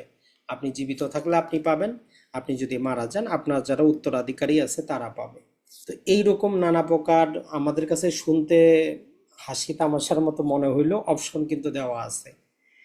এরপরে যদি আমরা দেখি, সেটা যদি একটু দেখার চেষ্টা করি, সেটা হচ্ছে যে যেমন আমরা বললাম যে কন্ডিশনাল ডিড আমরা করতে পারি, কিছু পূর্ব কন্ডিশন দিতে পারি, কিছু পরবর্তী কন্ডিশন দিতে পারি, সেগুলোও আইনের মধ্যে অনুমোদিত। এগুলোকে বলে যে কন্ডিশন প্রিসিডেন্ট, অর্থাৎ পূর্বে আমরা কিছু শর্ত পূরণ হইলে হস্তান্তরটা হবে, না হলে কিন্তু হবে না। আরেক প্রকার যেটা আছে আমরা যদি বলি, সেটা হচ্ছে যে আমরা একটা জমি বিক্রি করে এটাকে কন্ট্রোল করতে পারবো কিনা, যেগুলো হয়তো আমরা বাস্তবে দেখি না। ধরেন যে আপনি একটা জমি বিক্রি করতেছেন, বিক্রি করেও ওই জমিটা সর্বোচ্চ কতদিন কন্ট্রোল করতে পারবেন। এই ক্ষেত্রে বলে যে আপনি যতদিন জীবিত আছেন, যেমন ধরেন আপনার বয়স 40 বছর, আপনি চাচ্ছেন যে আপনি আর হয়তো 30 বছর বাঁচবেন, এই 30 বছরে ওই সম্পত্তি থেকে যে ইনকামটা হবে আপনি মাসে 5,000 টাকা করে পাবেন, এইরকম কন্ডিশন আপনি দিতে পারেন। তাহলে আমরা কি করতে পারি, একটা সম্পত্তি মালিকানা হস্তান্তর করার পরেও ওই সম্পত্তির ব্যবহারগত ইনকামটা আমরা কন্ট্রোল করতে পারি একটা নির্দিষ্ট সময় পর্যন্ত। আপনি যতদিন জীবিত আছেন ততদিন, অথবা ম্যাক্সিমাম 18 বছর, দুইটার মধ্যে যেটা আপনার আগে ঘটে। মানে আপনি যদি 16 বছরে মারা যান তাহলে ম্যাক্সিমাম 18 বছরই চলবে, আর আপনি যদি 30 বছরও মারা না যান 30 বছরও বৈধ হবে। তো এগুলো অনেক জটিল কনসেপ্ট, আমরা জাস্ট আপনাদেরকে 2 মিনিটে মূল এইরকম জিনিস আছে এর ভিতরে এটা বুঝাইতে চাচ্ছি আর কি। এখন আমরা যদি দেখার চেষ্টা করি, এরপরে গুরুত্বপূর্ণ আর কয়েকটা আমাদের ডক্টরিন দেওয়া আছে। ডক্টরিন বলতে কি বোঝা আগে সেটা বলি, সেটা হচ্ছে যে এইরকম নিয়ম হয়, মানে সিদ্ধ নীতি। মানে হচ্ছে যে যেমন ধরেন যে আপনার এলাকায় যদি কোনো অনুষ্ঠান হয়, মসজিদের ইমাম সাহেবকে আপনি দাওয়াত দেন, তো এটা কি কোনো বইয়ে লিখিত আছে না, এটা একটা কাস্টম, এটা একটা সিদ্ধ রীতি যে আপনার এলাকায় বিয়ে বাড়ির অনুষ্ঠান হবে, ইমাম সাহেবকে বলবো না, খারাপ দেখা যায়। তো আইনের মধ্যেও ওই যে নির্ধারিত যেগুলা সিদ্ধ নীতি ওগুলাকে বলে যে ডক্টর আইন, মানে লিগ্যাল প্রিন্সিপাল। আইন এই কথাটা বলে এটা আপনাকে করা দরকার। তো এইরকম আমাদের এই সম্পত্তি হস্তান্তর আইনে যদি আমরা দেখি, মোটামুটি প্রায় আমাদের 17টার মতো বিভিন্ন ডক্টরিনে দেওয়া আছে। সেকশনগুলোর মধ্যে এরকম সিদ্ধ কথাবার্তা বলা আছে। এখন এইগুলা আমাদের নর্মাল ব্যক্তিদের কিন্তু বোঝার কোনো কাজ না। এগুলা যারা আপনি এলএলবি জীবনে পড়াশোনা করেন, অথবা ডিটেইলে পড়াশোনা করেন, অথবা এখানে বাংলায় দেওয়া আছে, তবে এখান থেকে যে 3-4টা আমাদের কাজে আসবে সেগুলো আমি আপনাদেরকে একটু বলে দেওয়ার চেষ্টা করি। এর মধ্যে যেটা হচ্ছে যে সর্বপ্রথম যদি আমরা যাই, সেটা হচ্ছে যে ডক্টরিন অফ সাইপ্রাস একটা গুরুত্বপূর্ণ জিনিস। এটা হচ্ছে যে পেঁচানো, যেমন ধরেন যে আপনার বাবা আপনার বরাবর একটা কি করছে, দলিল করে দিছে। দলিল করে দিয়ে বলতেছে যে ভাই এই জমিটা আপনি যখন হস্তান্তর করতে যাবেন, তখন অবশ্যই অবশ্যই আপনার বড় দুই ভাইরে জিজ্ঞেস করবেন। এই দুই ভাইরে জিজ্ঞেস করা ছাড়া জমিটা বিক্রি করতে পারবেন না। বা একটা সেল ডিডের মধ্যে এরকম কন্ডিশন দেওয়া আছে যে এই সম্পত্তিটা যদি পরবর্তীতে হস্তান্তর করতে হয়, রহিম আর করিমের অনুমতি দরকার, অনুমতি নিয়ে বিক্রি করা যাবে, না হইলে যাবে না। এখন বাস্তবে দেখা গেল যে দিন আপনি বিক্রি করতে চাচ্ছেন, এই রহিম তো জীবিত আছে কিন্তু করিম সাহেব মারা গেছে। এখন আপনি করবেনটা কি? তো এই ডক্টরিন বলতেছে যে আপনি যারে যতটুকু আপনি সম্ভব, একজন জীবিত আছে তার কাছ থেকে অনুমতিটা নিলেই চলবে। যেই ব্যক্তি নাই বা পাগল হয়ে গেছে বা দূরে চলে গেছে, যার কোনো খোঁজ নাই, আপনি যতটুকু সম্ভব তল্লাশি করেন, যদি পায় তার কাছ থেকে অনুমতিটা নেন, নিয়ে আপনি ট্রান্সফারটা করতে পারেন। তো এটাকে বলে যে ডক্টরিন অফ সাইপ্রাস, যেটা আমরা ওই যে 26 নম্বরে পাবো। কন্ডিশন প্রেসিডেন্ট যেখানে আছে, যে পূর্ববর্তী শর্ত, একটা ট্রান্সফার করার আগে কিছু কন্ডিশন থাকলে ওইটা ফুলফিল যতটুকু আমরা করতে পারি করব, নিজের যাতে কোনো ঘাটতি না থাকে, তাইলে ট্রান্সফারটা বৈধ হবে। তো এটা হচ্ছে আমাদের 26 ধারার নাম হচ্ছে ডক্টরিন অফ সাইপ্রাস। এরপরে আসি আমরা গুরুত্বপূর্ণ যেটা আমাদের বর্তমানে নাই, এটা হচ্ছে ডক্টরিন অফ ইলেকশন। এটা আবার ওই জাতীয় ইলেকশন না। এখানে নর্মালি যে কাহিনীটা বলে, যেমন ধরেন যে বিনিময় করার ক্ষেত্রে এ আর বি দুইজন ব্যক্তি। এখন ধরেন যে আপনার বাড়ির পাশে এরকম একটা জায়গা আছে, আমার বাড়ির পাশে এরকম একটা জায়গা আছে, আবার আপনার আর একটা জায়গা আছে এই জায়গায়। এখন আপনি এই জমিটা কি করতেছেন, বিক্রি করবেন এই যে সি নামক ব্যক্তির কাছে। এখন এই জমিটা ডি নামক এক বন্ধুর, তার আমার দরকার। সে এই বি আমি আমার কাছে আইসা বলতেছে যে ভাই আমার এই জমিটা খুব দরকার। এখন আপনার এ নামক বন্ধুটা তো আমার কাছে বিক্রি করবে না, সে তো বাইরে বিক্রি করে দিচ্ছে। এখন এর মাঝে আপনার আর আমার এই জমিটা আমরা বিনিয়োগ করব, মানে আপনারটা আমি নিব, আমারটা আপনি নিব, এরকম অলরেডি আমাদের কথাবার্তা চলতেছে। এখন আমি আপনারে কন্ডিশন দিতে পারি যে ভাই আমার জমিটা আমি তখনই আপনার সাথে বিনিময় করব যখন আপনি এই জমিটা আমার বন্ধুর কাছে বিক্রি করবেন। মানে আপনার কাছে আমি এখন চয়েস দিয়ে দিছি যে আপনি যদি আমার জমি চান, তাহলে ওই জমিটা আপনি তাকে দিতে হবে। যদি দেন তাহলে আমারটা আমি বিনিময় করব, না হলে আমি করব না। এই যে নিয়ম, এটারে বলে যে এই ব্যক্তির কাছে এখন নিয়ম, সে কোনটা চুজ করবে। সে যদি বলে যে হ্যাঁ ভাই আমি আপনার জমি নিব, তাহলে বাই ডিফল্ট ওই জমিটা তার কাছে বিক্রি করতে আইনগতভাবে সে বাধ্য। তার মানে এখন আপনার কাছে অপশন, আপনি যদি নিতে চান কিছু ছেড়ে দিতে হবে, যদি না নিতে চান তাহলে দুইটাকে রিজেক্ট করতে হবে, যে আপনারও জমি নিব না, ওইটা আমি তার কাছেও বিক্রি করব না। এইটার আইনগত নাম হচ্ছে ডক্টরিন অফ ইলেকশন, যেটা আমরা 35 ধারায় পড়ব, যারা এলএলবি করেন ভবিষ্যৎ জীবনে তাদের জন্য। এরপরে গুরুত্বপূর্ণ যেটা হচ্ছে আমাদের, সেটা যদি আমরা বলি ডক্টরিন অফ অস্টেন্সিবল অনার, যেটারও আজকে বর্তমানে কোনো কার্যকারিতা নাই। এটা কেমন, যেমন ধরেন যে এ আর বি আপনারা দুইজনে খুব ভালো বন্ধু। এখন এই হচ্ছে সি নামক একজন ব্যক্তি আইসা এই আপনার জমি আছে এখানে। এখন বি আপনার বন্ধু সি রে আপনার সামনেই বলতেছে যে ভাই এই জমিটার আমি মালিক, 10 লাখ টাকা বিক্রি করব, নিবেন কেনা। এখন সি রাজি হয়ে গেছে, নিবে। এখন এটা মুভেবল ইমুভেবল দুটেই হইতে পারে। ধরেন যে আপনার একটা ভালো মোটরসাইকেল, এখন আপনার সামনেই মোটরসাইকেলটা আপনার, এখন আপনার বন্ধু আপনার সামনেই ওইটা আরেকজনের সাথে দরদাম করতেছে। এখন সে 1 লাখ টাকা রাজি হইল, টাকাও সে দিয়ে দিল। এখন যদিও সম্পত্তির মালিক আপনি, আপনি বাধা দেন নাই, আপনার সামনেই বিক্রিটা হইছে, আপনি অস্বীকার করতে পারবেন না। আপনি তারা বলতে পারবেন না যে ভাই আপনি যে কিনছেন এটা তো উনি মালিক না, মালিক তো আমি। সে বলবে ভাই আপনার সামনেই তো দরদাম করলাম, আপনি তো সেখানে ছিলেন। তো এটা পূর্বে দুই প্রকার সম্পত্তির ক্ষেত্রে হইতো, বর্তমানে যেহেতু আমাদের মুভেবল প্রপার্টি ইমুভেবল প্রপার্টির দলিল রেজিস্ট্রেশন করা লাগে, তো এই জন্য এই ডক্টরিন কাজে আসে না। তবে মুভেবল প্রপার্টিতে কাজে আসে, যেমন ঘড়ি হোক, মোটরসাইকেল হোক, গাড়ি হোক। আপনার গাড়ি যদি আপনার সামনে আপনার নিকটাত্মীয়কেও বিক্রি করে, আপনি জানেন, আপনি নীরব থাকেন, এই নীরবতা আপনার জন্য ক্ষতিকর। আপনি অস্বীকার করতে পারবেন না। আইন ধরে নিবে আপনার নীরব সম্মতি ছিল। তাহলে নীরবতা কি হয়, সম্মতির লক্ষণ যে হয়, মেয়েরা যে বিয়ের সময় নীরব থাকে, এই নীরব থাকার মানে হচ্ছে উনি বিয়েতে রাজি আছেন। এটা হচ্ছে আমাদের doctrine of ostensible owner section number 41। এরপরে আরেকটা আমরা পাবো যেটা গুরুত্বপূর্ণ জায়গা জমির ক্ষেত্রে, এটাকে বলি যে আমরা doctrine of feeding by estoppel section number 43। এটাতে ওই যে আপনার বাবার জমি, ধরেন যে এ হচ্ছে আপনার বাবা, বি হচ্ছে না আপনি, আপনার আজকে টাকা প্রয়োজন, সি এর কাছে আপনি কি করলেন, চুক্তি করলেন যে ভাই 1 বিঘা জমি বিক্রি করব 10 লাখ টাকা, এখন আমারে 5 লাখ টাকা দেন। এখন জমি কিন্তু আপনার বাবার, আপনার কিন্তু জমি না। এখন এই চুক্তি থাকা অবস্থায় দেখা গেল যে আপনার বাবা মারা গেছে, তো by default operation of law জমির মালিক আপনি। এখন আপনার মাথায় চাপছে ভূত, আপনি বলতেছেন যে এই জমি তো আমি 20 লাখ বিক্রি করতে পারবো, তাই আপনার কাছে কেন আমি বিক্রি করব। আর যখন আপনার সাথে আমি চুক্তি করছি তখন তো আমি জমির মালিকই ছিল না, জমি তো আমার বাপের। তো আইন বলতেছে যে না, যেহেতু সাবসিকুয়েন্টলি আপনি জমির মালিক হইছেন, অতএব আমরা আপনাকে থামাবো, স্টপল, আপনাকে তার কাছেই জমিটা বিক্রি করতে হবে। তো এই জন্য আপনি কোনো একটা জিনিস যদি ভবিষ্যতে পাওয়ার আগ্রহ থাকে, কারো সাথে যদি আজকে যদি চুক্তি করে থাকেন, ওই চুক্তির সময় থাকাকালীন যদি বাই ডিফল্ট আপনি মালিক হয়ে যান, তাহলে আপনি পিছনে অস্বীকার করতে পারবেন না যে আমি বিক্রি করব না, এই সুযোগ আইন আপনাকে দেয় নাই। এরপরে বাংলাদেশে যত দেখবেন যে এক জমি 3 দলিল, 10 দলিল, নানা প্রকার সলিউশন পাবেন। তো এইটার জন্য আমরা ব্যবহার করি ডক্টরিন অফ প্রায়োরিটি সেকশন নাম্বার 48। এখানে বলে যে একই সম্পত্তির ভিন্ন ভিন্ন সময়ে একাধিক দলিল সম্পাদিত হলে যদি তাদের মধ্যে ভিন্ন রকম চুক্তি না থাকে, তাইলে প্রথমে সম্পাদিত দলিল প্রাধান্য পাবে। তবে দলিল যদি আইনগতভাবে রেজিস্ট্রেশন করার প্রয়োজন পড়ে, অবশ্যই দলিল রেজিস্ট্রেশন করতে হবে।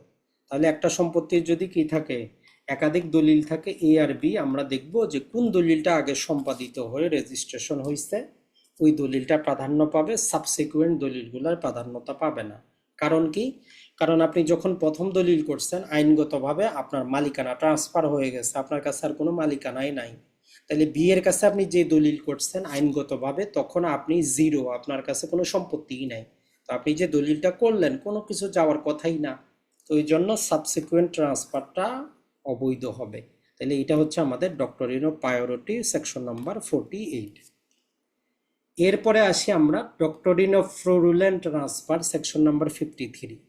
আপনি যদি কাউকে ঠকানোর জন্য, আপনার কাছে 10 জনে 10 কোটি টাকা পাবে, আপনি তাদেরকে ঠকানোর জন্য আপনার জায়গা জমি যদি অন্য কারো কাছে বিক্রি করে দেন, ওই যারা পাবে টাকা পয়সা তারা ওই হস্তান্তরটা বাতিল মর্মে ঘোষণা চাইতে পারবে আদালতে। তাহলে জায়গা জমি ক্রয় করার ক্ষেত্রে সাবধান যে ও যার কাছ থেকে কিনতেছেন ওনার কাছে কেউ পাওনাদার আছে কিনা। তবে বর্তমান নিয়মে টেনশনের কারণ নেই, বর্তমানে দেখবেন যে রেজিস্টার্ড কোনো প্রকার বন্ধকি দলিল আছে কিনা, বা রেজিস্টার্ড কৃত কারোর সাথে ঋণের চুক্তি আছে কিনা। মৌখিক ঋণের ক্ষেত্রে আপনি টেনশন নেওয়ার কোনো কারণ নাই। এরপরে আরেকটা পাবো আমরা ডক্টরিন অফ পারফরমেন্স। এটার মূলত কথা হচ্ছে যে ভাই, আপনার আমার মাঝে চুক্তি হয়েছে এ আর বি, আমি যতটুকু কাজ করার করব, আপনি তখন আপনার চুক্তি মোতাবেক কাজ করতে বাধ্য। যেমন আমরা বলি যে আপনি আমাকে 10 টন ধরলাম যে চিনি সরবরাহ করবেন, চুক্তি হইলো, আমি আপনাকে টাকা দিলাম, এখন আপনি চিনি দিতে বাধ্য, আপনি না করতে পারবেন না। তো এরকম আপনি জায়গা বিক্রি করবেন, আমি কিনবো, আপনাকে আমি 5 লাখ টাকা দিলাম, আপনি রাজি হইলেন, পরবর্তীতে আপনি অস্বীকার করতে পারবেন না। তো এটাকে বলে যে ডক্টরিন অফ পার্ট পারফরমেন্স, মানে আমার অংশের কাজ যদি আমি করি, তাইলে আপনার অংশের কাজ আমি আপনারে করতে বাধ্য করব আদালতের মাধ্যমে। তাহলে এটা হচ্ছে যে আপনি যদি নিজের অংশের কাজ করেন, চুক্তি মোতাবেক অন্যজনও তার অংশের কাজ করতে বাধ্য থাকবে। এটা আপনি সব ক্ষেত্রে লাগাইতে পারবেন, জায়গা জমি না, বাস্তব জীবনেও। এখন আসি আরেকটা হচ্ছে ডক্টরিন অফ লেস পেন্ডেন্স, মানে হচ্ছে আদালতে যদি মামলা চলমান থাকে কোনো একটা সম্পত্তি নিয়ে, সেটা যদি সুস্পষ্ট মালিকানা রিলেটেড হয়, যে মালিক কে, ক মালিক না খ মালিক, এই রিলেটেড মামলা যদি চলমান থাকে, তাহলে আইনের নর্মাল নিয়ম হচ্ছে ওই সম্পত্তিটা পরবর্তীতে আর কারো কাছে ট্রান্সফার হবে না যতদিন আদালত কোনো পারমিশন না দিচ্ছে। কিন্তু যেহেতু আমরা কি জানি নানা প্রকার ট্রান্সফার হয়, তো এই ডক্টরিনের পরবর্তী ধাপ যেটা হচ্ছে, যেমন ধরেন যে একটা সম্পত্তি নিয়ে এ আর বি এর মাঝে বিরোধ, তারা দুইজনে আদালতে মামলা করছে। এখন এ থেকে সি জমি ক্রয় করছে, ওই জমিটা আমরা ধরলাম বি থেকে ডি ক্রয় করছে। এখন এই ডক্টরিন বলতেছে যে সি আর ডি এর মালিকানার মানটা নির্ধারণ করবে এদের মধ্যে মামলায় কে জিতলো তার উপর। দুইজনই দলিল করে নিছে, দুইজনেরই দলিল বৈধ। এখন মামলা যদি এ জিতে তাইলে সি এর দলিল বৈধ, মামলা যদি বি জিতে তাইলে ডি এর দলিল বৈধ, সি এরটার কোনো দাম নাই। তাহলে 52 ধারা আমরা আজকে কিভাবে বুঝবো? যদি কোনো সম্পত্তি নিয়ে মামলা চলমান থাকে, জেনারেল নিয়ম হচ্ছে ওই সম্পত্তি হস্তান্তরিত হবে না। তবে যদি হস্তান্তরিত হয়ে যায় তাহলে দলিলের বৈধতা পাবে কে মামলা জিতলো তার উপর। যদি বাদী মামলা জিতে তাহলে বাদীর থেকে যে কিনছে তার দলিল বৈধ, যদি বিবাদী মামলা জিতে বিবাদীর থেকে যে কিনছে সে তার দলিল বৈধ। এটা হচ্ছে 52 ধারার মূল জিনিস। 2005 সালে বলতেছে যে বায়নাকৃত সম্পত্তি দ্বিতীয়বার কোনোভাবে হস্তান্তর করা যাবে না। ওই যে বায়না করে বউকে হেবা করে দেয়, ছেলেকে দান করে দেয়, ওই দলিলগুলা প্রথম দিন থেকে অবৈধ, কোনো আইনগত ভিত্তি নাই। তাহলে বায়না দলিল কি করা যাবে না? ওই যে যিনি বায়না গ্রহীতা তার অনুমতি ছাড়া, লিখিত অনুমতি ছাড়া কোনোভাবে হস্তান্তরযোগ্য না। 2 নাম্বার বলতেছে যে খতিয়ান ছাড়া সম্পত্তি বিক্রি করা যাবে না। অবশ্যই অবশ্যই নিজ নামে অথবা পূর্বপুরুষের নামে খতিয়ানটা থাকতে হবে যদি উত্তরাধিকারী সম্পত্তি হয়। আর যদি নিজ নামে খতিয়ান ছাড়া বিক্রি করা হয় তাহলে দলিলটি বাতিল বলে গণ্য হবে। তাহলে আইনকে এমনভাবে সংশোধন করছে, যদি আপনি টাকা পয়সা দিয়ে সাব রেজিস্ট্রারের কাছ থেকে কি করেন, ঘুষ দিয়ে দলিলও করে নেন, আর যদি সেটা সেল ডিড করেন, যদি খতিয়ান না থাকে তাহলে ওই দলিলটাই বাতিল। তবে এইখানে শুধু বিক্রয়ের কথা বলছে, এটা জিনিস মনে রাখবেন। সেল করা যাবে না কিসের, খতিয়ান ছাড়া করলে দলিলটা বাতিল, কিন্তু অন্যভাবে হস্তান্তর আপনি করতে পারতেন। তো আমরা আরেকটা আইন যেমন গত ক্লাসে পড়লাম, ভূমি যে অপরাধ প্রতিরোধ এবং প্রতিকার আইন, ওইখানে আমরা পড়ছি কি, যদি আপনার নামে খতিয়ান না থাকে আপনি কোনো কিছুই করতে পারবেন না, বিক্রয়, দান, হেবা, পাওয়ার অফ অ্যাটর্নি কিছুই করতে পারবেন না। সর্বশেষ বন্ধক যদি আপনি করেন, বন্ধকি সম্পত্তি কি করতে পারবেন না, বন্ধক গ্রহীতার অনুমতি ছাড়া কারো কাছে হস্তান্তর করতে পারবেন না, করলেও ওই দলিলটা বৈধ হবে না, একদম প্রথম দিন থেকে অবৈধ। আর প্রতিটা দলিলে আমাদের কি করতে হয়, একটা হলফনামা দিতে হয়। তো এই কয়েকটা ছিল আমাদের মোটামুটি, যদি বলি সেটা হচ্ছে যে গুরুত্বপূর্ণ ডক্টরিন, এর চাইতে তেমন কিছুই কিন্তু নাই। তারপরে সহজ বাংলায় আমরা ট্রাই করেছি দেওয়ার জন্য। আশা করি আপনারা উপকৃত হবেন। অসংখ্য ধন্যবাদ।